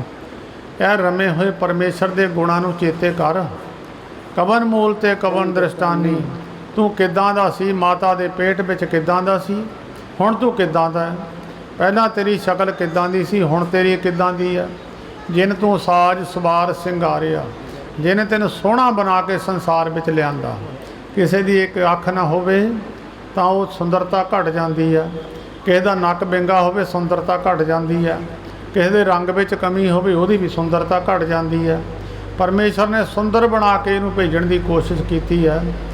ਤਾਂ ਕਹਿੰਦੇ ਕਵਨ ਮੂਲ ਜਿਨ ਤੂੰ ਸਾਜ ਸਵਾਰ ਸਿੰਗਾਰਿਆ, ਗਰਭ ਅਗਨ ਮੈਂ ਜਿਨੇ ਉਬਾਰਿਆ। ਬਾਰ ਵਿਵਸਥਾ ਤੁਝੇ ਪਿਆਰੇ ਦੂਧ, ਜਦੋਂ ਛੋਟਾ ਸੀ ਤੈਨੂੰ ਮਾਤਾ ਦੇ ਉਸ ਵੇਲੇ ਦੁੱਧ ਦਿੱਤਾ ਤੈਨੂੰ ਪੀਣ ਵਾਸਤੇ, ਪਾਲਣ ਵਾਸਤੇ ਤੈਨੂੰ ਬੱਚੇ ਨੂੰ। ਪਰ ਜੋਬਨ ਭੋਜਨ ਸੁਖ ਸੂਧ, ਜਦੋਂ ਥੋੜ੍ਹਾ ਜਵਾਨੀ ਹੋਈ ਤੈਨੂੰ ਸੁੱਖ ਦੇ ਦਿੱਤੇ। ਸਾਰੇ ਸੁੱਖਾਂ ਵਿੱਚ ਤੈਨੂੰ ਸੁੱਖ ਬਖਸ਼ਿਆ, ਪਰਿਵਾਰ ਵਿੱਚ ਸੁੱਖ ਬਖਸ਼ਿਆ। ਬਾਰ ਤੁਝੇ ਪਿਆਰੇ ਦੂਧ, ਪਰ ਜੋਬਨ ਭੋਜਨ ਸੁਖ ਸੂਧ। ਬਿਰਧ ਪਿਆ ਉੱਪਰ ਸਾਖ ਸੈਨ, ਮੁੱਖ ਪਿਆਓ ਬੈਠ ਕੋ ਦੇਨ। ਜਦੋਂ ਬੁੱਢਾ ਹੋ ਗਿਆ ਉਦੋਂ ਕਹਿੰਦੇ ਤੈਨੂੰ ਉੱਪਰ ਬੱਚੇ ਦੇ ਦਿੱਤੇ, ਧੀਆਂ ਪੁੱਤ ਦੇ ਦਿੱਤੇ, ਉਹ ਤੇਰੇ ਬੈਠੇ ਵਿੱਚ ਮੂੰਹ 'ਚ ਬਿੱਤੇ ਰੋਟੀ ਦਿੰਦੇ। ਬਿਰਧ ਪਿਆਓ ਮੁੱਖ ਪਿਆਓ ਬੈਠ ਕੋ ਦੇਣ, ਇਹ ਨਿਰਗੁਣ ਗੁਣ ਕਛੂ ਨਾ ਬੁੱਝੇ, ਬਖਸ਼ ਲਿਓ ਤੋ ਨਾਨਕ ਸਿੱਝੇ। ਇਹ ਨਿਰਗੁਣਾ ਉਹਦੇ ਗੁਣਾਂ ਨੂੰ ਬੁੱਝਦਾ ਨਹੀਂ ਹੈ। ਤਾਂ ਗੁਰੂ ਅਰਜਨ ਦੇਵ ਮਹਾਰਾਜ ਨੇ ਸਾਰਾ ਉਪਦੇਸ਼ ਅਸ਼ਟਪਦੀ ਦੇ ਵਿੱਚ ਜੀਵ ਨੂੰ ਸਮਝਾਉਣ ਵਾਸਤੇ ਹੀ ਵਰਤਿਆ ਹੈ। ਸੋ ਇਸ ਕਰਕੇ ਗੁਰੂ ਗ੍ਰੰਥ ਸਾਹਿਬ ਜੀ ਦੇ ਸਹਿਜ ਪਾਠ ਕੁਝ ਦਿਨਾਂ ਤੋਂ ਪ੍ਰਾਰੰਭ ਕੀਤੇ ਸਨ। ਉਹਦੇ ਉਪਰੰਤ ਜੋ ਕੌਮ ਦੀ ਸਿੱਖ ਧਰਮ ਦੀ ਮਰਜ਼ਾਦਾ ਹੈ ਤਾਂ ਦੂਸਰੇ ਧਰਮਾਂ ਦੇ ਵੀ ਆਪਣੇ ਕਾਨੂੰਨ ਨੇ, ਮਰਜ਼ਾਦਾ ਨੇ, ਕਿਸੇ ਵਿੱਚ ਦਖਲ ਨਹੀਂ ਦਿੱਤਾ ਜਾ ਸਕਦਾ। ਉਹਨਾਂ ਦੇ ਆਪਣੇ ਆਪਣੇ ਧਰਮ ਦੇ ਜੋ ਕਰਮ ਨੇ ਉਹ ਆਪਣੇ ਕਰਮ ਕਰ ਰਹੇ ਹਨ। ਸਿੱਖ ਧਰਮ ਦੀ ਮਰਜ਼ਾਦਾ ਹੈ। ਗੁਰੂ ਗ੍ਰੰਥ ਸਾਹਿਬ ਜੀ ਮਹਾਰਾਜ ਨੂੰ ਗੁਰੂ ਗੋਬਿੰਦ ਸਿੰਘ ਸਾਹਿਬ ਦਾ, ਗੁਰੂ ਨਾਨਕ ਦੇਵ ਮਹਾਰਾਜ ਦਾ ਸਰੂਪ ਮੰਨਦੇ ਆ, ਦਸਾਂ ਪਾਤਸ਼ਾਹੀਆਂ ਦਾ ਸਰੂਪ ਮੰਨਦੇ ਆ। ਔਰ ਮਗਰੋਂ ਅਰਦਾਸ ਬੇਨਤੀ ਕੀਤੀ ਜਾਂਦੀ ਹੈ। ਅਰਦਾਸ ਹੈ ਮਨੁੱਖ ਦੀ, ਇਕਾਗਰ ਹੋ ਕੇ ਅਰਦਾਸ ਹੋ ਜਾਵੇ ਤਾਂ ਮਨੁੱਖ ਦੀ ਅਰਦਾਸ ਪਹੁੰਚ ਜਾਂਦੀ ਹੈ। ਅਕਸਰ ਕੋਈ ਅਰਦਾਸ ਸੁਣਦਾ ਹੀ ਹੋਊਗਾ। ਬਹੁਤ ਸਾਰੇ ਤਾਂ ਗੁਰਮੁਖ ਇਹ ਗੱਲ ਕਹਿ ਦਿੰਦੇ ਆ ਵੀ ਗੁਰੂ ਗ੍ਰੰਥ ਸਾਹਿਬ ਜੀ ਨੂੰ ਕੜਾਹ ਪ੍ਰਸ਼ਾਦ ਰੱਖਿਆ, ਛਕਦੇ ਨਹੀਂ ਆ, ਪ੍ਰਸ਼ਾਦਾ ਰੱਖਿਆ, ਛਕਦੇ ਨਹੀਂ ਆ। ਜਦੋਂ ਅਰਦਾਸ ਸੁਣਦਾ ਉਹਦੇ ਕੰਨ ਨੇ ਤਾਂ ਉਹਦਾ ਮੂੰਹ ਵੀ ਤਾਂ ਹੋਊਗਾ ਹੀ। ਅਰਦਾਸ ਜਦੋਂ ਮੱਖਣ ਸ਼ਾਹ ਨੇ ਕਲਕੱਤੇ ਤੋਂ ਉਸ ਬੰਦਰਗਾਹ 'ਤੇ ਜਹਾਜ਼ ਲੱਗਣਾ ਸੀ, ਉਹ ਸਮੁੰਦਰ ਦੇ ਵਿੱਚ ਤਕਰੀਬਨ 6 ਕਿਲੋਮੀਟਰ ਅੰਦਰ ਸਮੁੰਦਰ ਦੀ ਘੁੰਮਣ ਘੇਰੀ ਵਿੱਚ ਮੱਖਣ ਸ਼ਾਹ ਦਾ ਜਹਾਜ਼ ਫਸ ਗਿਆ। ਉੱਥੇ ਮੱਖਣ ਸ਼ਾਹ ਨੇ ਆਪਣੇ ਜਹਾਜ਼ ਦੇ ਵਿੱਚ ਖੜਾ ਹੋ ਕੇ ਬੇਨਤੀ ਕੀਤੀ, ਇਸ ਵੇਲੇ ਕੋਈ ਗੁਰੂ ਨਾਨਕ ਸਾਹਿਬ ਦੀ ਗੱਦੀ 'ਤੇ ਕੋਈ ਹੋਵੇ, ਉਹ ਮੇਰੀ ਮਦਦ ਕਰੇ, ਮੈਂ 500 ਮੋਹਰ ਭੇਟਾ ਕਰੂੰਗਾ। ਉਹ ਅਰਦਾਸ ਕਿੱਥੇ ਬਾਬਾ ਬਕਾਲਾ ਸਾਹਿਬ ਦੀ ਧਰਤੀ ਹੈ ਅਤੇ ਕਿੱਥੇ ਕਲਕੱਤੇ ਦੀ ਧਰਤੀ ਹੈ। ਉੱਥੋਂ 9ਵੇਂ ਪਾਤਸ਼ਾਹ ਜੀ ਗੁਰੂ ਤੇਗ ਬਹਾਦਰ ਸਾਹਿਬ ਜੀ ਉੱਥੇ ਅਰਦਾਸ ਪਹੁੰਚੀ ਹੈ ਅਤੇ ਉੱਥੇ ਜਾ ਕੇ ਉਹਦਾ ਜਹਾਜ਼ ਬੰਨੇ ਲਾਇਆ। ਸੋ ਸਭ ਵਿਸ਼ਵਾਸ ਹੈ ਇੱਕ ਸਾਰੇ ਹੋਰ ਵੀ ਧਰਮ ਜਿਹੜੇ ਇੱਕ ਵਿਸ਼ਵਾਸ ਹੈ। ਅਰਦਾਸ ਹੈ ਪਰਮੇਸ਼ਰ ਹਰੇਕ ਦੇ ਅੰਦਰ ਹੈ। ਜਦੋਂ ਇਕਾਗਰ ਚਿੱਤ ਮਨੁੱਖ ਹੋ ਕੇ ਅਰਦਾਸ ਕਰਦਾ ਉਹਦੀ ਅਰਦਾਸ ਪਹੁੰਚ ਜਾਂਦੀ ਹੈ। ਅਰਦਾਸ ਦ੍ਰੋਪਦੀ ਦੀ ਪਹੁੰਚ ਗਈ, ਦ੍ਰੋਪਦੀ ਨਗਨ ਨਹੀਂ ਹੋਈ। ਗੁਰੂ ਗ੍ਰੰਥ ਸਾਹਿਬ ਜੀ ਦੇ ਵਿੱਚ ਬਚਨ ਲਿਖਿਆ ਹੋਇਆ, ਦ੍ਰੋਪਦੀ ਲਾਜ ਰੱਖੀ ਹਰ ਪ੍ਰਭ ਜੀ, ਸ਼ੀਨਤ ਬਸਤਰ ਦੀਨ ਬਹੁ ਸਾਜ, ਸੁਦਾਮਾ ਅਪਦਾ ਤੇ ਰਾਖਿਆ, ਗਨ ਕਾ ਪੜਤ ਪੂਰੇ ਤੇ ਕਾਜ। ਪ੍ਰਤੱਖ ਕਰਾਮਾਤ ਹੈ ਹਿੰਦੁਸਤਾਨ ਦੀ ਸਭਾ ਦੇ ਅੰਦਰ। ਇੱਕ ਜਨਾਨੀ ਨੂੰ ਨਗਨ ਕਰਨ ਲੱਗੇ, ਨਗਨ ਨਹੀਂ ਹੋਈ ਕਿਉਂਕਿ ਉਹਦੀ ਅਰਦਾਸ ਪ੍ਰਵਾਨ ਹੋ ਗਈ। ਹੋਰ ਕਿੰਨਿਆਂ ਨੇ ਜਿਨ੍ਹਾਂ ਨੇ ਅਰਦਾਸ ਕੀਤੀ ਪ੍ਰਵਾਨ ਹੋਈ ਹੈ। ਸੋ ਸਿੱਖ ਧਰਮ ਦੇ ਅੰਦਰ ਵੀ ਇਹ ਮਰਜ਼ਾਦਾ ਹੈ। ਸਹਿਜ ਪਾਠ ਜਾਂ ਅਖੰਡ ਪਾਠ ਸਾਹਿਬ ਤੋਂ ਬਾਅਦ ਅਰਦਾਸ ਕੀਤੀ ਜਾਂਦੀ ਹੈ। ਅਰਦਾਸ ਤੋਂ ਬਾਅਦ ਹੁਕਮਨਾਮੇ ਦੀ ਮਰਜ਼ਾਦਾ ਹੈ। ਜਿਨ੍ਹਾਂ ਗੁਰਮੁਖਾਂ ਨੂੰ ਸੋਝੀ ਹੈ, ਜਿਹੜੇ ਗੁਰਮੁਖ ਸੋਝੀਵਾਨ ਨੇ, ਉਹ ਇਸ ਗੱਲ ਨੂੰ ਜਾਣਦੇ ਨੇ ਵੀ ਹੁਕਮਨਾਮਾ ਜੋ ਹੈ ਉਹ ਗੁਰੂ ਨੇ ਬਖਸ਼ਿਸ਼ ਕੀਤਾ ਹੋਇਆ ਵੀ ਕੀ ਆਇਆ, ਜਿਹੜਾ ਮੈਂ ਪਾਠ ਕੀਤਾ ਸੀ ਉਹ ਕਾਰਜ ਮੇਰਾ ਸੰਪੂਰਨ ਹੋਇਆ ਜਾਂ ਕੋਈ ਗਲਤੀ ਹੋਈ ਹੈ, ਜਾਂ ਜਿਹੜਾ ਮੈਂ ਕਾਰਜ ਸ਼ੁਰੂ ਕਰਨ ਲੱਗਿਆ ਕੀ ਇਹਦੇ ਵਿੱਚ ਮੈਨੂੰ ਸਫਲਤਾ ਮਿਲੇਗੀ ਕਿ ਨਹੀਂ ਮਿਲੇਗੀ। ਇਹ ਨਹੀਂ ਵੀ ਇਕੱਲਾ ਹੀ ਹੁਕਮਨਾਮਾ ਪੜ੍ਹ ਦਿੱਤਾ ਤੇ ਉਹਦਾ ਆਖਰੀ ਅਰਥ ਤਾਂ ਹਰੇਕ ਬੰਦਾ ਟੀਕਾ ਲੈ ਲਓ ਤੁਸੀਂ, ਗੁਰੂ ਗ੍ਰੰਥ ਸਾਹਿਬ ਦੇ ਮਿਲ ਜਾਣਗੇ, ਉਹਦੇ ਵਿੱਚ ਆਖਰੀ ਅਰਥ ਤਾਂ ਤੁਸੀਂ ਪੜ੍ਹ ਲਓਗੇ। ਅੰਤਰੀਵ ਭਾਵ ਜਿਹੜਾ ਹੈ ਉਹ ਜਿਹੜੇ ਨਿਰਮਲ ਕਰਮ ਵਾਲੇ ਸੱਚੀ ਸੁੱਚੀ ਆਤਮਾ ਹੁੰਦੀ ਹੈ ਉਹਨਾਂ ਨੂੰ ਅੰਤਰੀਵ ਭਾਵ ਪਤਾ ਲੱਗਦਾ, ਬਾਕੀਆਂ ਨੂੰ ਪਤਾ ਨਹੀਂ ਲੱਗਦਾ। ਕਿਉਂਕਿ ਜਿਸ ਤਰ੍ਹਾਂ ਕੋਈ ਚਿੱਠੀ ਹੈ ਕਿਸੇ ਦੀ ਲਿਖੀ ਹੋਈ, ਉਹ ਚਿੱਠੀ ਜਦੋਂ ਦੂਸਰਾ ਮਨੁੱਖ ਪੜ੍ਹਦਾ ਉਹ ਵਿੱਚੋਂ ਗੋਝ ਗੱਲਾਂ ਨੂੰ ਨਹੀਂ ਸਮਝ ਸਕਦਾ। ਜਿੱਦਾਂ ਚਿੱਠੀ ਕਿਸੇ ਨੇ ਲਿਖੀ ਹੈ ਉਹ ਦੂਸਰੇ ਆਪਣੇ ਦੋਸਤ ਨੂੰ ਲਿਖਦਾ ਵੀ ਜਿਹੜਾ ਤੂੰ ਕੰਮ ਕਿਹਾ ਸੀ ਮੈਂ ਕਰ ਨਹੀਂ ਸਕਿਆ। ਉਹ ਚਿੱਠੀ ਪੜ੍ਹਨੇ ਵਾਲਾ ਨਹੀਂ ਜਾਣ ਸਕਦਾ ਕਿਹੜਾ ਕੰਮ ਸੀ ਔਰ ਉਹਨੇ ਕਿਹੜਾ ਨਹੀਂ ਕੀਤਾ। ਇਸੇ ਤਰ੍ਹਾਂ ਹੁਕਮਨਾਮਾ ਹੈ ਜਿਹੜੀ ਸੱਚੀ ਸੁੱਚੀ ਆਤਮਾ ਹੁੰਦੀ ਹੈ। ਬਾਣੀ ਸੱਚੀ ਹੈ, ਗੁਰੂ ਸੱਚਾ ਹੈ, ਜਿਹੜਾ ਮੋਰੇ ਵੀ ਸੱਚੀ ਆਤਮਾ ਆਉਂਦੀ ਹੈ ਉਹ ਵੀ ਸੱਚਾ ਹੈ। ਉਹ ਸੱਚਾ ਹੈ ਤਾਂ ਫਿਰ ਉਹਨਾਂ ਦਾ ਇੱਕੋ ਹੀ ਭੇਦ ਕੋਈ ਨਹੀਂ, ਅਭੇਦ ਹੈ, ਦੋਨੇ ਇੱਕੋ ਹੀ ਸਰੂਪ ਨੇ। ਜਿਸ ਤਰ੍ਹਾਂ ਇੱਕ ਮਹਾਤਮਾ ਪੁਰਖਾਂ ਨੇ ਪ੍ਰਮਾਣ ਦਿੱਤਾ, ਬੜਾ ਸੁੰਦਰ ਪ੍ਰਮਾਣ ਹੈ। ਇੱਕ ਰਾਜੇ ਦੇ ਇੱਕ ਕੋਈ ਕਾਰੀਗਰ ਆਏ, ਉਹ ਕਾਰੀਗਰਾਂ ਨੇ ਰਾਜੇ ਨੂੰ ਕਿਹਾ ਜੀ ਰਾਜਾ ਅਸੀਂ ਇੱਕ ਚਿੱਤਰ ਬਣਾਉਣ ਵਾਲੇ ਹਾਂ, ਅਸੀਂ ਕੰਧ 'ਤੇ ਫੋਟੋ ਬਣਾਉਣੇ ਆ ਔਰ ਕੰਧ 'ਤੇ ਫੋਟੋ ਬਣਾਵਾਂਗੇ, ਇੱਦਾਂ ਦੀ ਫੋਟੋ ਤੁਸੀਂ ਦੇਖੀ ਨਹੀਂ ਹੋਵੇਗੀ। ਉਹ ਰਾਜਾ ਕਹਿਣ ਲੱਗਾ ਕਿੰਨੇ ਪੈਸੇ ਲਾਓਗੇ? ਉਹ ਕਹਿਣ ਲੱਗੇ ਜੀ ਪੈਸੇ ਤੁਹਾਨੂੰ ਸਮਾਨ ਲਿਖਾ ਦਿੰਦੇ ਹਾਂ, ਤੁਸੀਂ ਸਮਾਨ ਲਿਆ ਕੇ ਸਾਨੂੰ ਦੇ ਦਿਓ, ਇੱਕ ਪਾਸੇ ਕੰਧ ਸਾਨੂੰ ਦੇ ਦਿਓ, ਉਹਦੇ 'ਤੇ ਅਸੀਂ ਚਿੱਤਰ ਬਣਾ ਦੇਵਾਂਗੇ, ਚਿੱਤਰ ਐਸਾ ਬਣਾਵਾਂਗੇ, ਫੋਟੋ ਐਸਾ ਬਣਾਵਾਂਗੇ ਦੁਨੀਆ ਦੇਖਦੀ ਰਹਿ ਜਾਊਗੀ। ਉਹਨਾਂ ਨੇ ਕਈ ਹਜ਼ਾਰਾਂ ਦਾ ਸਮਾਨ ਲਿਖਾ ਦਿੱਤਾ, ਚਿੱਤਰਕਾਰ ਫੋਟੋ ਬਣਾਉਣ ਲੱਗ ਗਏ। ਉਹਨਾਂ ਨੇ ਆਪਣੀ ਕਾਰਵਾਈ ਸ਼ੁਰੂ ਕਰ ਦਿੱਤੀ। ਬਹੁਤ ਵੱਡਾ ਹਾਲ ਸੀ ਜਿੱਥੇ ਉਹ ਚਿੱਤਰਕਾਰ ਫੋਟੋ ਬਣਾਉਣ ਲੱਗ ਗਏ। ਥੋੜ੍ਹੇ ਦਿਨਾਂ ਬਾਅਦ ਇੱਕ ਬੰਦੇ ਹੋਰ ਆਏ, ਉਹਨਾਂ ਨੇ ਕਿਹਾ ਭਈ ਅਸੀਂ ਵੀ ਰਾਜੇ ਨੂੰ ਪੁੱਛਣ ਲੱਗੇ ਅਸੀਂ ਵੀ ਫੋਟੋ ਬਣਾਉਣ ਜਾਣਦੇ ਹਾਂ, ਸਾਨੂੰ ਪਤਾ ਲੱਗਿਆ ਤੁਸੀਂ ਚਿੱਤਰਕਾਰ ਲਾਏ ਆ ਫੋਟੋ ਵਾਲੇ, ਅਸੀਂ ਵੀ ਫੋਟੋ ਬਣਾਉਣ ਜਾਣਦੇ, ਸਾਤੋਂ ਵੀ ਬਣਾ ਲਓ। ਰਾਜਾ ਕਹਿਣ ਲੱਗਿਆ ਤੁਸੀਂ ਕੀ ਬਣਾਓਗੇ? ਕਹਿੰਦੇ ਅਸੀਂ ਵੀ ਇੱਦਾਂ ਦੀ ਫੋਟੋ ਬਣਾ ਦੇਵਾਂਗੇ ਜਿਹੜੀ ਤੁਸੀਂ ਕਦੀ ਦੇਖੀ ਨਹੀਂ ਹੋਊਗੀ ਔਰ ਤੁਸੀਂ ਦੇਖ ਕੇ ਹੈਰਾਨ ਰਹਿ ਜਾਓਗੇ। ਰਾਜਾ ਪੁੱਛਣ ਲੱਗਿਆ ਕਿੰਨੇ ਪੈਸੇ, ਰੰਗ ਰੁੰਗ ਦੇ ਜਾਂ ਹੋਰ? ਕਹਿੰਦੇ ਜੀ ਪੈਸਾ ਕੋਈ ਨਹੀਂ ਲੈਣਾ, ਅਸੀਂ ਫੋਟੋ ਬਣਾ ਕੇ ਤੁਹਾਨੂੰ ਦਿਖਾ ਦੇਵਾਂਗੇ। ਉਹ ਬਹੁਤ ਵੱਡਾ ਕਮਰਾ ਸੀ, ਹਾਲ ਸੀ। ਰਾਜਾ ਕਹਿਣ ਲੱਗਾ ਦੂਜੇ ਪਾਸੇ ਕੰਧ 'ਤੇ ਤੁਸੀਂ ਬਣਾ ਦਿਓ। ਰਾਜੇ ਨੇ ਵਿਚਾਲੇ ਇੱਕ ਪਰਦਾ ਲਾ ਦਿੱਤਾ ਕੱਪੜੇ ਦਾ ਔਰ ਦੂਸਰੇ ਪਾਸੇ ਦੂਸਰੇ ਕਾਰੀਗਰ ਲੱਗ ਗਏ, ਇੱਕ ਪਾਸੇ ਪਹਿਲੇ ਕਾਰੀਗਰ ਲੱਗੇ ਹੋਏ ਸਨ। ਸਮਾਂ ਬੀਤਦਾ ਚਲੇ ਗਿਆ, ਕੁਝ ਮਹੀਨੇ ਬੀਤੇ। ਜਿਹੜੇ ਪਹਿਲੇ ਫੋਟੋ ਬਣਾਉਣ ਵਾਲੇ ਆਏ ਸੀ ਉਹਨਾਂ ਨੇ ਰਾਜੇ ਨੂੰ ਜਾ ਕੇ ਕਿਹਾ ਜੀ ਫੋਟੋ ਸਾਡਾ ਤਿਆਰ ਹੈ, ਆ ਕੇ ਦੇਖ ਲਓ। ਰਾਜੇ ਨੂੰ ਲੈ ਕੇ ਅੰਦਰ ਗਏ, ਜਾਂ ਕੰਧ 'ਤੇ ਚਿੱਤਰ ਬਣਿਆ ਦੇਖਿਆ, ਰਾਜਾ ਬੜਾ ਹੈਰਾਨ ਹੋਇਆ, ਕਹਿੰਦਾ ਬਹੁਤ ਸੁੰਦਰ ਫੋਟੋ ਬਣੀ ਹੈ। ਨਾਲ ਉਹ ਦੂਸਰੇ ਪਾਸੇ ਜਿਹੜੇ ਬਣਾਉਂਦੇ ਸੀ ਉਹ ਵੀ ਉੱਥੇ ਹੀ ਖੜੇ ਸਨ। ਉਹਨਾਂ ਨੇ ਵੀ ਕਿਹਾ ਜੀ ਸਾਡੀ ਫੋਟੋ ਨੂੰ ਵੀ ਨਿਗਾਹ ਮਾਰ ਜਾਓ, ਤਾਂ ਸਾਡੀ ਵੀ ਤਿਆਰ ਹੈ। ਰਾਜੇ ਨੇ ਹੁਣ ਦੂਜੇ ਪਾਸੇ ਨੂੰ ਜਾਣਾ ਸੀ, ਉਹਨੇ ਕਿਹਾ ਪਰਦੇ ਇੱਕ ਪਾਸੇ ਕਰ ਦਿਓ। ਹੁਣ ਤਾਂ ਦੋਨਾਂ ਦਾ ਫਰਕ ਨਿਬੜ ਗਿਆ, ਉਹਨਾਂ ਦੀ ਵੀ ਬਣ ਗਈ ਫੋਟੋ, ਉਹਨਾਂ ਦੀ ਵੀ ਬਣ ਗਈ। ਉਹਨਾਂ ਨੇ ਪਰਦੇ ਇੱਕ ਸਾਈਡ ਨੂੰ ਕਰ ਦਿੱਤੇ। ਜਦੋਂ ਸਾਹਮਣੇ ਫੋਟੋ ਦੇਖੀ ਕੰਧ 'ਤੇ ਤਾਂ ਇੱਧਰ ਜੋ ਚਿੱਤਰ ਬਣਿਆ ਸੀ ਸਾਰਿਆ ਚਿੱਤਰ ਦੂਜੇ ਪਾਸੇ ਫੋਟੋ ਕੰਧ 'ਤੇ ਆ ਗਿਆ। ਉਹ ਰਾਜਾ ਬੜਾ ਹੈਰਾਨ ਹੋਇਆ ਵੀ ਤੁਸੀਂ ਪੈਸਾ ਵੀ ਕੋਈ ਨਹੀਂ ਲਿਆ ਔਰ ਫੋਟੋ ਤੁਸੀਂ ਇਹਨਾਂ ਨਾਲੋਂ ਵੀ ਜ਼ਿਆਦਾ ਵਧੀਆ, ਕੋਈ ਰੰਗ ਨਹੀਂ ਲਾਇਆ, ਕੁਛ ਨਹੀਂ ਲਾਇਆ, ਇਹ ਤੁਹਾਡੇ ਵਿੱਚ ਕੀ ਕਲਾ ਹੈ? ਉਹ ਕਹਿਣ ਲੱਗੇ ਜੀ ਕਲਾ ਕੋਈ ਨਹੀਂ ਹੈ। ਇਹ 6 ਮਹੀਨੇ ਫੋਟੋ ਬਣਾਉਂਦੇ ਰਹੇ, ਅਸੀਂ 6 ਮਹੀਨੇ ਕੰਧ ਨੂੰ ਚਮਕਾਉਂਦੇ ਰਹੇ ਔਰ ਸਾਫ਼ ਕਰਦੇ ਰਹੇ ਔਰ ਇਹਨੂੰ ਸ਼ੀਸ਼ੇ ਵਰਗੀ ਚਮਕਾ ਦਿੱਤੀ। ਜਿਹੜੀ ਚੀਜ਼ ਇਹਦੇ ਸਾਹਮਣੇ ਆਉਂਦੀ ਉਹਦੇ ਵਿੱਚ ਉਕਰ ਜਾਂਦੀ ਆ। ਇਸੇ ਤਰ੍ਹਾਂ ਕੋਈ ਮਹਾਂਪੁਰਖ, ਕਮਾਈ ਵਾਲੇ ਪੁਰਖ, ਉਹਨਾਂ ਦੇ ਸਾਹਮਣੇ ਕੋਈ ਸਾਫ਼ ਹਿਰਦੇ ਵਾਲਾ ਚਲੇ ਜਾਂਦਾ ਤੇ ਉਹਦੀ ਫੋਟੋ ਉਹਨਾਂ ਦੇ ਵਿੱਚ ਉਕਰ ਜਾਂਦੀ। ਇਸੇ ਤਰ੍ਹਾਂ ਗੁਰੂ ਗ੍ਰੰਥ ਸਾਹਿਬ ਜੀ ਦੀ ਪਵਿੱਤਰ ਬਾਣੀ ਆ, ਕਮਾਈ ਵਾਲੇ ਪੁਰਸ਼ ਜਿਹੜੇ ਨਾਮ ਅਭਿਆਸ ਵਾਲੇ ਪੁਰਖ ਹੈ, ਉਹਨਾਂ ਨੂੰ ਇਹਨਾਂ ਦੀਆਂ ਗੱਲਾਂ ਜਿਸ ਤਰ੍ਹਾਂ ਉਹ ਫੋਟੋ ਉਹਦੇ ਵਿੱਚ ਉਕਰ ਗਈ ਤਾਂ ਇਸ ਤਰ੍ਹਾਂ ਕਮਾਈ ਵਾਲੇ ਪੁਰਖਾਂ ਦੇ ਅੰਦਰ ਉਹ ਵੀ ਜੋ ਬਚਨ ਹੈ ਅੰਦਰ ਉਕਰ ਜਾਂਦੇ।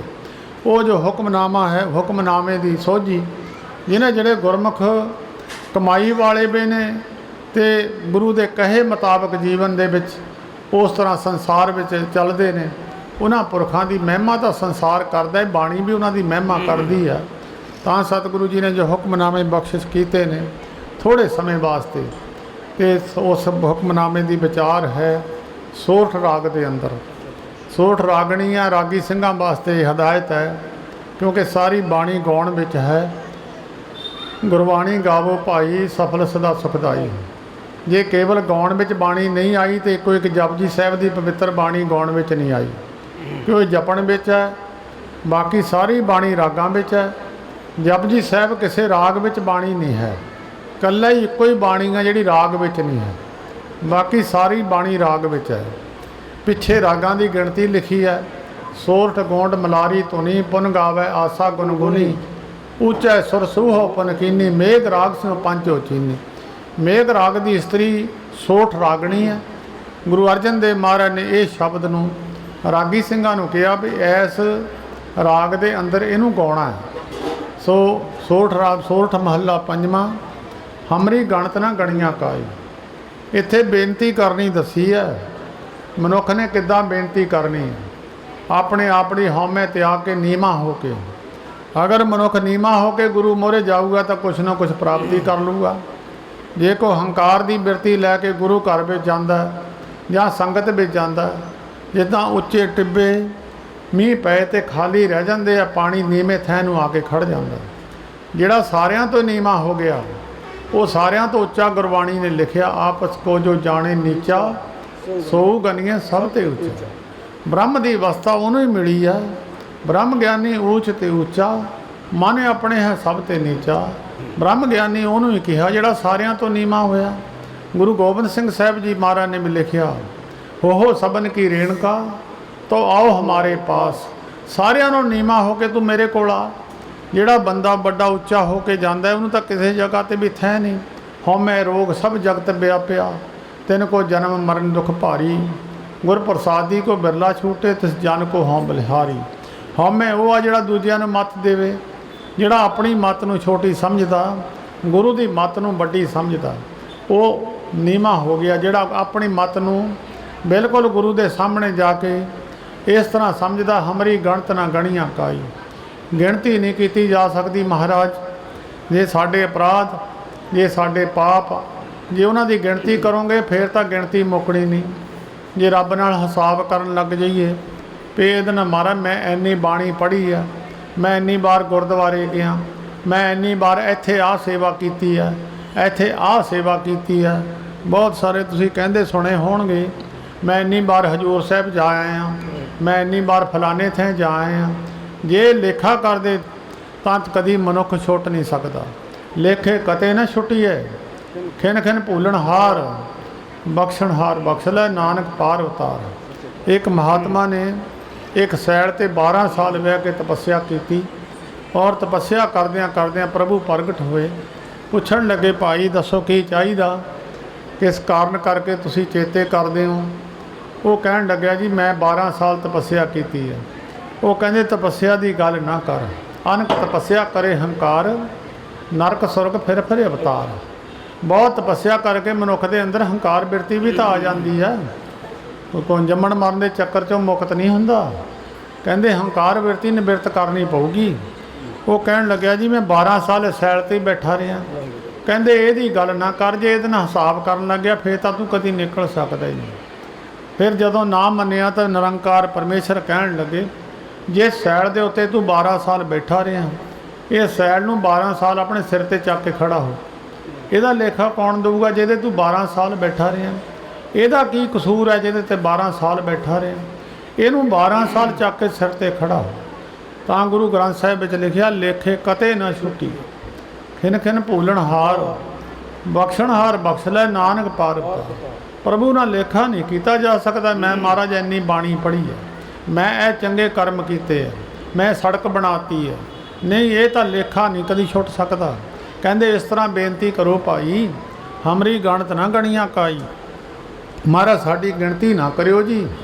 ਪਾਪ ਕਰਮਾਂ ਦੀ ਗਿਣਤੀ, ਗਨਕਾ ਦੀ ਗਿਣਤੀ ਨਹੀਂ ਕੀਤੀ ਮਹਾਰਾਜ ਨੇ। ਗਨਕਾ ਪਾਪਣ ਹੋ ਕੇ ਪਾਪਾਂ ਦਾ ਗਲਹਾਰ ਪਰੋਤਾ। ਗਨਕਾ ਨੇ ਪਾਪ ਕਰਕੇ ਸਾਰੀ ਜ਼ਿੰਦਗੀ ਬੇਸਬਾ ਸੀ। ਪਾਪ ਕਰਦਿਆਂ ਕਰਦਿਆਂ ਮਹਾਤਮਾ ਪੁਰਖਾਂ ਦੀ ਸੰਗਤ ਹੋ ਗਈ। ਗਨਕਾ ਵੀ ਸੱਚਖੰਡ ਨੂੰ ਚਲੇ ਗਈ। ਮਹਾਂਪੁਰਖ ਚਾਨਚੱਕ ਗਨਕਾ ਬਾੜੇ ਆਏ ਖਲੋਤਾ। ਕੁਦਰਤੀ ਸਹਿ ਸਵਾਈ ਮਹਾਂਪੁਰਖ ਗਨਕਾ ਦੇ ਬਾੜੇ ਚਲੇ ਗਏ। ਮੀਂਹ ਪੈਂਦਾ ਸੀ। ਦੁਰਮਤ ਦੇਖ ਦਿਆਲ ਹੋਏ, ਹੱਥੋਂ ਉਸਨੇ ਦਿੱਤੋ ਸਤੋਤਾ। ਮਹਾਤਮਾ ਨੇ ਤਰਸ ਕਰਕੇ ਗਨਕਾ ਨੂੰ ਤੋਤਾ ਦੇ ਕੇ ਉਹਨੂੰ ਭਾਈ ਸਿਮਰਨ ਦੀ ਵਿਧੀ ਦੱਸ ਦਿੱਤੀ। ਉਹ ਗਨਕਾ ਫਿਰ ਭਾਵੇਂ ਪਾਪ ਕਰਮ ਕਰਦੀ ਸੀ, ਗਈ ਬੈਕੁੰਠ ਭਵਾਨ ਚੜ ਨਰਕਾਂ ਵਿੱਚ ਨਾ ਖਾਧੁਸ ਗੋਤਾ। ਮਹਾਂਪੁਰਖਾਂ ਦੇ ਬਚਨ ਮੰਨ ਕੇ ਗਨਕਾ ਵੀ ਪਾਪਣ ਹੋ ਕੇ ਉਹ ਸੱਚਖੰਡ ਨੂੰ ਚਲੇ ਗਈ। ਅਜਾਮਲ ਪਾਪੀ ਜਗ ਜਾਣੇ, ਨਿਮਖ ਮਾਹੇ ਨਸਤਾਰਾ, ਕਹਿਤ ਨਾਨਕ ਚੇਤ ਚਿੰਤਾ ਮਨ ਤੈਂ ਪੇ ਉਤਰਸ ਪਾਰਾ। ਕਹਿੰਦੇ ਭਾਈ ਤੂੰ ਵੀ ਪਰਮੇਸ਼ਰ ਨੂੰ ਚੇਤੇ ਕਰ ਲਾ। ਅਜਾਮਲ ਵਰਗੇ ਪਾਪੀ ਵੀ ਪਾਪ ਸਾਗਰ ਨੂੰ ਤਰ ਗਏ। ਜਪਹੀਣ ਤਪਹੀਣ ਕੁਲਹੀਣ ਕਰਮਹੀਣ, ਨਾਮੇ ਕੇ ਸੁਆਮੀ ਤੇਉ ਤਰੇ। ਕਹਿੰਦੇ ਭਾਈ ਜਪ ਤੋਂ ਹੀਣੇ ਵੀ, ਤਪ ਤੋਂ ਹੀਣੇ ਵੀ, ਕੁਲ ਵੀ ਜਿਨ੍ਹਾਂ ਦੀ ਉੱਚੀ ਨਹੀਂ ਸੀ, ਜਿਨ੍ਹਾਂ ਦੇ ਕਰਮ ਵੀ ਕੋਈ ਵੱਡੇ ਨਹੀਂ ਸੀ, ਨਾਮਦੇਵ ਜੀ ਕਹਿੰਦੇ ਨਿਰੰਕਾਰ ਨੇ ਸਾਰੇ ਹੀ ਤਾਰ ਦਿੱਤੇ ਹੈ। ਇਸ ਕਰਕੇ ਗੁਰੂ ਅਰਜਨ ਦੇਵ ਮਹਾਰਾਜ ਕਹਿੰਦੇ ਭਾਈ ਜਦੋਂ ਬੇਨਤੀ ਕਰਨੀ ਹੋਵੇ, ਜਦੋਂ ਕਿਤੇ ਗੁਰੂ ਘਰ ਜਾ ਕੇ ਬੇਨਤੀ ਕਰੀਏ, ਇੱਦਾਂ ਨੀਵੇਂ ਹੋ ਕੇ ਬੇਨਤੀ ਕਰੀਏ, ਮਹਾਰਾਜ ਸਾਡੇ ਪਾਪਾਂ ਦੀ ਗਿਣਤੀ ਨਾ ਕਰਿਓ ਜੀ। ਸਾਡੀ ਗਿਣਤੀ ਕੀਤੀ ਨਹੀਂ ਜਾ ਸਕਦੀ ਕਿ ਜਦ ਦੇ ਜੰਮੇ ਆ, ਪਤਾ ਨਹੀਂ ਪਿਛਲੇ ਜਨਮਾਂ ਦੇ ਕਿੰਨੇ ਕੁ ਅਪਰਾਧ ਨੇ ਸਾਡੇ। ਇਹ ਤਾਂ ਅਪਰਾਧ ਕਿਤੇ ਸਾਧੂ ਦੀ ਸੰਗਤ ਹੋਵੇ ਤਾਂ ਮਿਟ ਜਾਣਗੇ। ਕੋਟ ਅਪਰਾਧ ਸਾਧ ਸੰਗ ਮਿਟੇ, ਕਰੋੜਾਂ ਅਪਰਾਧ ਸਾਧੂ ਦੀ ਸੰਗਤ ਨਾਲ ਤਾਂ ਮਿਟ ਜਾਂਦੇ ਆ। ਜੇ ਬੰਦਾ ਆਪਣੇ ਜ਼ੋਰ ਲਾ ਕੇ ਕਹੇ ਮੈਂ ਜ਼ੋਰ ਲਾ ਕੇ ਕਦੀ ਨਹੀਂ ਮਿਟ ਸਕਦੇ। ਗੁਰਬਾਣੀ 'ਚ ਲਿਖਿਆ, ਗੁਰੂ ਅਰਜਨ ਦੇਵ ਮਹਾਰਾਜ ਨੇ ਲਿਖਿਆ, ਕਰੋੜਾਂ ਅਪਰਾਧ ਸਾਧੂ ਦੀ ਸੰਗਤ। ਜਾਂ ਭਾਈ ਕਿਸੇ ਕਮਾਈ ਵਾਲੇ ਪੁਰਸ਼ਾਂ ਦੇ ਦਰਸ਼ਨ ਕਰ ਲਈਏ ਤਾਂ ਵੀ ਕਹਿੰਦੇ ਪਾਪ ਮਿਟ ਜਾਂਦੇ। ਗੁਰੂ ਅਰਜਨ ਦੇਵ ਮਹਾਰਾਜ ਨੇ ਲਿਖਿਆ, ਤਿਸ ਕੇ ਦਰਸ ਸਭ ਪਾਪ ਮਿਟਾਵੇ। ਰਾਜੇ ਨੂੰ ਦੇਖ ਲਓ, ਕਦੀ ਪਾਪ ਨਹੀਂ ਖਤਮ ਹੁੰਦੇ। ਜਾਂ ਭਾਈ ਹੋਰ ਕਿਸੇ ਵੱਡਿਆਂ ਬੰਦਿਆਂ ਨੂੰ ਮਿਲ ਲਓ, ਕਦੀ ਪਾਪ ਨਹੀਂ ਖਤਮ ਹੁੰਦੇ। ਜਿਹੜਾ ਸਾਧੂ ਹੈ ਭਾਵੇਂ ਟੁੱਟੀ ਹੋਈ ਝੌਪੜੀ ਵਿੱਚ ਬੈਠਾ ਹੋਵੇ, ਭਾਵੇਂ ਨੰਗਾ ਹੋਵੇ, ਭਾਵੇਂ ਕੋਈ ਸਤਿਕਾਰ ਦਿੰਦਾ ਹੋਵੇ ਜਾਂ ਨਾ ਦਿੰਦਾ ਹੋਵੇ, ਉਹਦੀ ਸਾਧੂ ਦੀ ਕੋਈ ਕਮਾਈ ਪੈਸਿਆਂ ਨਾਲ ਨਹੀਂ ਨਾਪੀ ਜਾ ਸਕਦੀ। ਜਾਂ ਉਹਨੂੰ ਕੋਈ ਦੁਨੀਆ ਉਹਦੇ ਮਗਰ ਦੇਖ ਕੇ ਇਹ ਨਹੀਂ ਨਾਪਿਆ ਜਾ ਸਕਦਾ। ਗੁਰੂ ਗ੍ਰੰਥ ਸਾਹਿਬ 'ਚ ਲਿਖਿਆ, ਬਸਦਾ ਟੁੱਟੀ ਝੌਂਪੜੀ ਚੀਰ ਸਭ ਛਿੰਨਾ, ਜਾਤ ਨਾ ਪਾਤ ਨਾ ਆਦਰੋ ਧਿਆਨ ਪਰ ਮਿੰਨਾ, ਮਿੱਤਰ ਨਾ ਇਠ ਧਨ ਰੂਪਹੀਣ ਕੇ ਸਾਕ ਨਾ ਸਿੰਨਾ, ਰਾਜਾ ਸਗਲੀ ਸ੍ਰਿਸ਼ਟ ਕਾ ਹਰ ਨਾਮ ਮਨ ਪਿੰਨਾ, ਤਿਸ ਕੀ ਧੂੜ ਮਨ ਉਧਰੇ ਪ੍ਰਭ ਹੋਏ ਸੋ ਪ੍ਰਸੰਨ। ਐਸੇ ਪੁਰਖ ਦੀ ਧੂੜ ਮਿਲ ਜਾਵੇ ਰੱਬ ਖੁਸ਼ ਹੋ ਜਾਂਦਾ। ਐਸੇ ਪੁਰਖਾਂ ਦੇ ਦਰਸ਼ਨ ਗੁਰੂ ਅਰਜਨ ਦੇਵ ਮਹਾਰਾਜ ਕਹਿੰਦੇ, ਤਿਸ ਕੇ ਦਰਸ ਸਭ ਪਾਪ ਮਿਟਾਵੇ, ਅਵਰ ਸਿਆਣਪ ਸਗਲੀ ਛਾੜ ਤਿਸ ਜਨ ਕੀ ਤੂੰ ਸੇਵਾ ਲਾਗ। ਐਸੇ ਪੁਰਖ ਦੀ ਸੇਵਾ ਵਿੱਚ ਚਲੇ ਜਾ। ਆਵਣ ਜਾਣ ਨਾ ਹੋ ਵੀ ਤੇਰਾ, ਨਾਨਕ ਤਿਸ ਜਨ ਕੇ ਪੂਜੋ ਸਦ ਪੈਰਾ। ਐਸੇ ਜਨ ਦੇ ਪੈਰਾਂ ਦੀ ਪੂਜਾ ਕਰੋ। ਐਸੇ ਪੁਰਖ ਦੇ ਕੋਲ ਜਾ ਕੇ ਬੇਨਤੀ ਕਰੋ, ਉਹ ਫਿਰ ਤੁਹਾਨੂੰ ਛਡਾ ਦੂਗਾ ਤਾਂ ਵੱਖਰੀ ਗੱਲ ਹੈ। ਸਾਧੂ ਦੀ ਸੰਗਤ ਤੋਂ ਬਿਨਾਂ ਮਨੁੱਖ ਕਦੀ ਭਵ ਸਾਗਰ ਤਰ ਨਹੀਂ ਸਕਦਾ। ਤਾਂ ਗੁਰੂ ਅਰਜਨ ਦੇਵ ਮਹਾਰਾਜ ਨੇ ਲਿਖਿਆ, ਸੰਤੋ ਸਾਗਰ ਪਾਰ ਉਤਰੀਐ, ਜੇ ਕੋ ਬਚਨ ਕਮਾਵੇ ਸੰਤਨ ਕਾ ਸੋ ਗੁਰ ਪ੍ਰਸਾਦੀ ਤਰੀਐ। ਮਹਾਂਪੁਰਖ ਦੀ ਸੰਗਤ ਨਾਲ ਇਹ ਲਾਭ ਹੈ। ਰਾਮਚੰਦਰ ਮਹਾਰਾਜ ਯੋਗ ਵਿਸ਼ਿਸ਼ਟ ਦੇ ਵਿੱਚ ਸੰਗਤ ਨੂੰ ਉਪਦੇਸ਼ ਕਰਕੇ ਇੱਕ ਬਚਨ ਲਿਖਦੇ ਆ। ਰਾਮ ਜੀ ਦੇ ਗ੍ਰੰਥ ਨੇ, ਚਾਹੇ ਭਗਵਾਨ ਕ੍ਰਿਸ਼ਨ ਦੀ ਗੀਤਾ ਹੈ, ਚਾਹੇ ਕੁਰਾਨ ਸ਼ਰੀਫ ਹੈ, ਚਾਹੇ ਕਿਸੇ ਮਹਾਂਪੁਰਖ ਦਾ ਗ੍ਰੰਥ ਹੈ, ਉਹਨਾਂ ਦੇ ਵਿੱਚ ਜਿਹੜੇ ਬਚਨ ਲਿਖੇ ਆ, ਤਕਰੀਬਨ ਯੋਗ ਵਿਸ਼ਿਸ਼ਟ ਵਿੱਚ ਇੱਕ ਬਚਨ ਲਿਖਿਆ ਹੈ। ਜਿਸ ਤਰ੍ਹਾਂ ਸੂਰਜ ਦੇ ਵਿੱਚ ਬਹਿ ਜਾਈਏ, ਰਾਮ ਜੀ ਮਹਾਰਾਜ ਲਿਖਦੇ ਆ, ਸੂਰਜ ਦੀ ਧੁੱਪ ਵਿੱਚ ਬਹਿ ਜਾਈਏ, ਕਈ ਮਨੁੱਖ ਦੀ ਇੱਛਾ ਤੋਂ ਬਿਨਾਂ ਮਨੁੱਖ ਨੂੰ ਕਈ ਤੱਤ ਮਿਲ ਜਾਂਦੇ।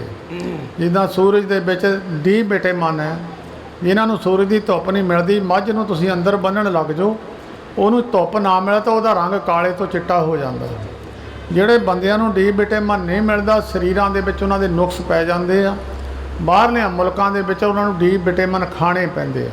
ਹੁਣ ਤਾਂ ਸਾਡੇ ਹਿੰਦੁਸਤਾਨ 'ਚ ਵੀ ਖਾਣੇ ਪੈ ਗਏ, ਦੁਨੀਆ ਅੰਦਰ ਹੀ ਰਹਿੰਦੀ ਆ, ਧੁੱਪ ਲੈਂਦੀ ਨਹੀਂ ਆ। ਜਿਸ ਤਰ੍ਹਾਂ ਸੂਰਜ ਦੀ ਧੁੱਪ ਵਿੱਚ ਬੈਠ ਕੇ ਬਿਨਾਂ ਇੱਛਾ ਤੋਂ ਮਨੁੱਖ ਨੂੰ ਇੱਕ ਡੀ ਵਿਟਾਮਿਨ ਮਿਲ ਜਾਂਦਾ, ਇਹਦੀ ਇੱਛਾ ਨਾ ਵੀ ਹੋਵੇ।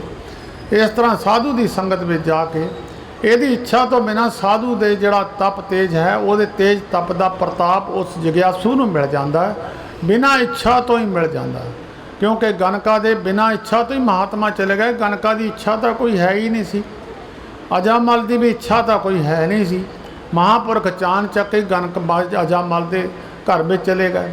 ਇੱਛਾ ਤੋਂ ਬਿਨਾਂ, ਜਿੱਦਾਂ ਅੱਗ ਹੈ, ਅੱਗ ਦੇ ਨੇੜੇ ਚਲੇ ਜਾਓ, ਇੱਛਾ ਤੋਂ ਬਿਨਾਂ ਤੁਹਾਨੂੰ ਸੇਕ ਦੇ ਦਿੰਦੀ। ਤੁਹਾਡੀ ਇੱਛਾ ਹੋਵੇ ਚਾਹੇ ਨਾ ਹੋਵੇ, ਬਰਫ਼ ਹੈ, ਬਰਫ਼ ਨੂੰ ਤੁਸੀਂ ਸਰੀਰ 'ਤੇ ਰੱਖ ਲਓ।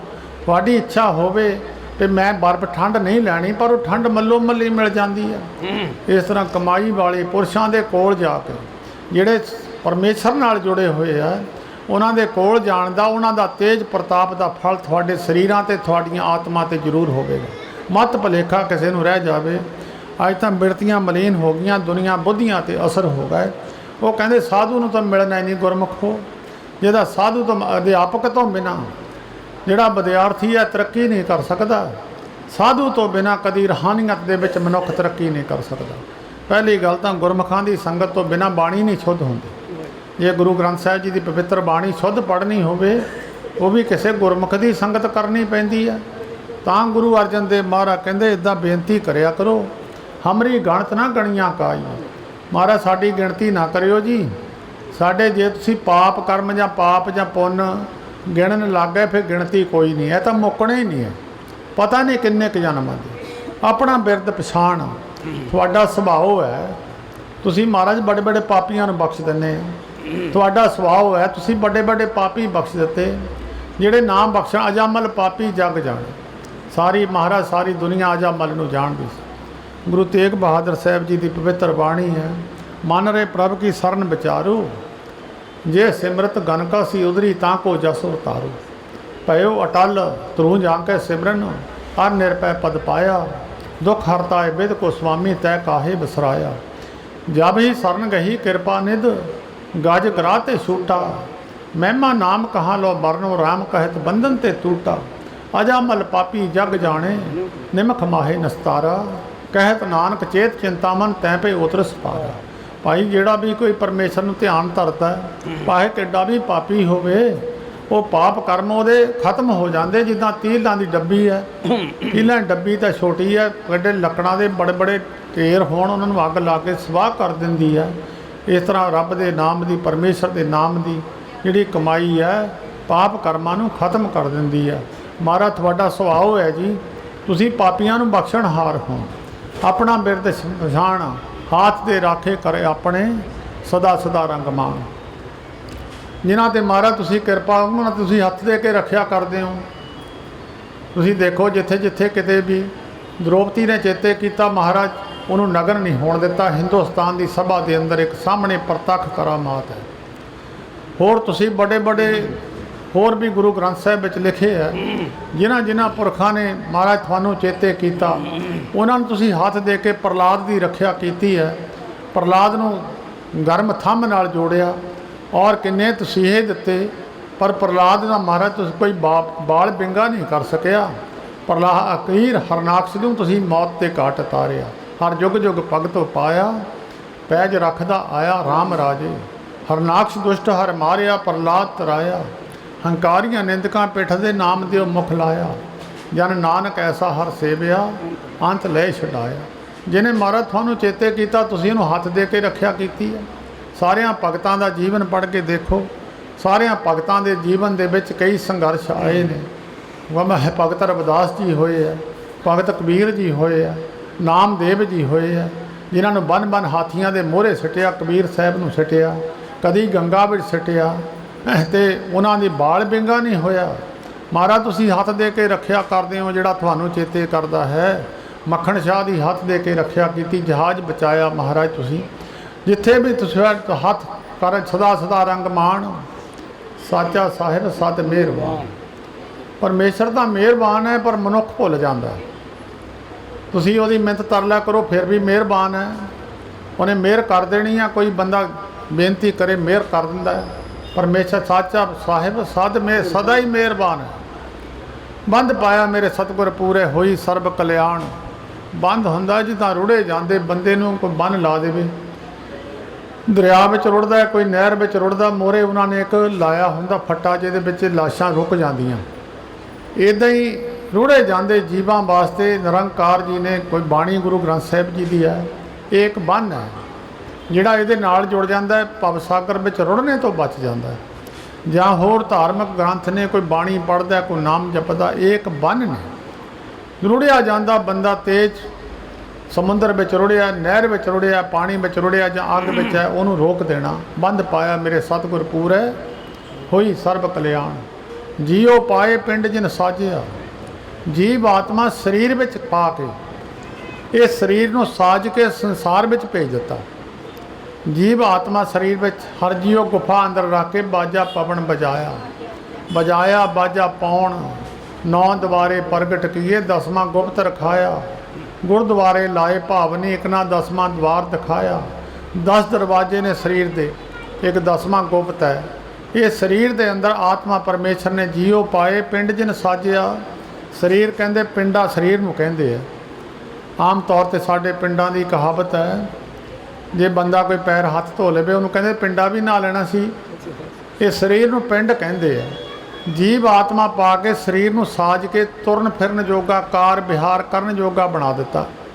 ये संसार विच कमाई नाम दी भी कर सकदा है, विषय विकारां विच भी इहदी मर्जी है, तां इहदी सोच है। जीओ पाए पिंड जिन साजिया, दिता पहनण खाण। जे शरीर साजिया तो उहदे खाण पीण दी भी नाल भेजिया संसार विच। जे खाण पीणे ना हुंदा तो सारे जीव चढ़ाई कर जाने सी। जिथे जिथे भी कोई जीव पैदा किया उत्थे उत्थे उसदा रिजक पहुँचाया। सतगुरु जी ऊडे उडावे सैकोसां, तिस पाछे बचरे शरिया। तिन कवन खिलावे कवन चुगावे, मन में सिमरन करिया। जिथे जिथे जीव सी उत्थे उत्थे उन्हां दा रिजक पहुँचाया। सिर से रिजक संभाहे ठाकुर, काहे मन पौ करे। पहाड़ां विच जीव ने, उत्थे उन्हां दा रिजक है। जिथे जिथे कोई पैदा किया उत्थे उहदा रिजक है। राजस्थान में चले जाओ, पत्थरां दे पहाड़ ने, उत्थे भी दुनिया बैठी, उत्थे उन्हां दा रिजक है। हेमकुंड साहिब की धरती वाल नूं चले जाओ, पहाड़ां ते दुनिया बैठी है। जिथे खाण नूं कुछ नहीं है पर उत्थे भी रिजक है उन्हां वास्ते। जिथे जिथे जीव पैदा किए उन्हां दा रिजक उत्थे पहुँचाया। जीओ पाए पिंड जिन साजिया, दिता पहनण खाण। उन्हां दे खाण नूं पहनण नूं सारी वस्तु मोहरे रखी है। पहले परा लबद बणी, पाछे बना शरीर। शरीर बाद में दुनिया च आउंदा, माता दे पहलां थणा में दुध आ जाता बच्चे वास्ते। वो बच्चे नूं पैदा करके उहनूं पालण वास्ते, उहदी रखिया वास्ते दुध पैदा कर दिता। अपने दास की आप पैज राखी, नानक सत करवान। अपने सेवकां दी पैज रखदा, अपने सेवकां दी इज्जत रखदा। जिहड़े उहदे आ, जिद्दां कोई बड़ा बंदा है उहदे नाल किसी दा प्रेम है भी उहदी पहुँच के हरेक थां उहदी मदद करदा। इस तरह जिहड़ा कोई प्रभु नाल प्रेम करदा, जिहड़े उहदे दास है, जिहड़े उहदे हुक्म विच खड़े है, उन्हां दी पैज रखदा, इज्जत रखदा। किते उन्हां दी धब्बा ना लग जावे, उन्हां दी बेसत्कारी ना हो जावे। ये परमेश्वर दा बिरध है, उन्हां दी पैज रखड़ा। अपने दास की आप पैज राखी, नानक सत करवान। ये परिवार ज्ञान चंद जी, उन्हां दा सारा ही परिवार, संत बाबा ज्वाला सिंह जी हरखोवाल वाले दुआबे की एक महान हस्ती हुई है। शायद थोड़े विच बहुते नाम भी जानते हो। बहुत बड़ा योगदान है हिंदुस्तान पाकिस्तान की वंड के अंदर, नहीं तो यह सारी धरती ते पाकिस्तान बनता सी। ये पाकिस्तान हिंदुस्तान की वंड जिहड़ी तुसीं हुण देख रहे हो, ये संत बाबा ज्वाला सिंह जी हरखोवालियां की बदौलत, बाबा बीरमदास उन्हां की बदौलत ऐ तुसीं बैठे हो। एक निरोल परमेश्वर के निरंकार के नाम जपण वाली आत्मा, जिहड़ा किसी धर्म नूं माड़ा नहीं सी, सारियां धर्मां दे उत्थे उन्हां दे स्थान ते आया करदे सन। कई बारी जैन धर्म के भी लोग आया करते सन, दूजियां धर्मां के भी आया करते सन। उन्हां सारियां दा सत्कार करते सी। जिहड़े प्रभु का नाम लैंदे सी सारियां दा ही सत्कार करते सी। सारियां धर्मां दे उत्थे पैरोकार महापुरुष आउंदे सी, वो सारियां दा सत्कार करते सी। ਉਸ ਮਹਾਨ ਹਸਤੀ ਦੇ ਪਵਿੱਤਰ ਸਥਾਨ ਦੇ ਸੇਵਾਦਾਰ ਨੇ। ਉੱਥੋਂ ਹੀ ਸੰਗਤ ਆਈ ਹੈ, ਰਾਗੀ ਸਿੰਘ ਵੀ ਉੱਥੋਂ ਹੀ ਆਏ ਹੈ। ਇੱਕ ਸ਼ਬਦ ਰਾਗੀ ਸਿੰਘ ਪੜ੍ਹਨਗੇ, ਬਹੁਤਾ ਸਮਾਂ ਨਹੀਂ ਲਾਉਣਾ, ਕਿਉਂਕਿ ਰਾਗੀ ਸਿੰਘ ਪੈਸਿਆਂ ਵਾਲੇ ਨਹੀਂ, ਮਤ ਭੁਲੇਖਾ ਰੱਖਿਓ ਕਿ ਰਾਗੀ ਸਿੰਘ ਪੈਸਿਆਂ ਵਾਲੇ ਹੀ ਹੁੰਦੇ ਆ, ਨਹੀਂ। ਇਹ ਤਾਂ ਕੇਵਲ ਪ੍ਰੇਮ ਵਾਲੀ ਰਾਗੀ ਆ। ਜਿੱਥੇ ਜਿੱਥੇ ਤੁਸੀਂ ਬੈਠੇ ਹੋ ਇੱਕ ਸ਼ਬਦ ਹੀ ਪੜ੍ਹਨਗੇ, ਉਹਦੇ ਤੋਂ ਬਾਅਦ ਕੜਾਹ ਪ੍ਰਸਾਦ ਦੀ ਦੇਗ ਵਰਤਾ ਦੇਣੀ ਆ। ਇਹ ਇੱਕ ਬੜੀ ਖੁਸ਼ੀ ਦੀ ਗੱਲ ਹੈ।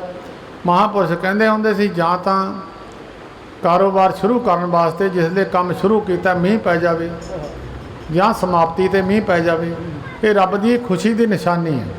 ਇਹ ਸ਼ੁਰੂਆਤ 'ਤੇ ਮੀਂਹ ਪਿਆ, ਇਹ ਵੀ ਇੱਕ ਰੱਬ ਦੀ ਖੁਸ਼ੀ ਦੀ ਨਿਸ਼ਾਨੀ ਹੈ। ਸੋ ਸਾਰਿਆਂ ਦਾ ਧੰਨਵਾਦ ਪਰਿਵਾਰ ਵੱਲੋਂ, ਜਿਨੇ ਤੁਸੀਂ ਆਏ ਹੋ। ਇੱਕ ਸ਼ਬਦ ਬੈਠ ਕੇ ਤੁਸੀਂ ਜ਼ਰੂਰ ਸਰਵਣ ਕਰ ਲਿਓ। ਉਹਦੇ ਤੋਂ ਬਾਅਦ ਪਰਿਵਾਰ ਦੀ ਜਿਹੜਾ ਉਹਨਾਂ ਦਾ ਆਪਣਾ ਪ੍ਰਬੰਧ ਹੋਵੇਗਾ, ਉਸ ਤਰ੍ਹਾਂ ਤੁਹਾਨੂੰ ਦੱਸਿਆ ਜਾਵੇਗਾ। ਉਹਦੇ ਤੋਂ ਬਾਅਦ ਕੜਾਹ ਪ੍ਰਸਾਦ ਦੀ ਦੇਗ ਵਰਤਾਈ ਜਾਵੇਗੀ। ਸਾਰਿਆਂ ਦਾ ਧੰਨਵਾਦ ਜੀ। ਵਾਹਿਗੁਰੂ ਜੀ ਕਾ ਖਾਲਸਾ, ਵਾਹਿਗੁਰੂ ਜੀ ਕੀ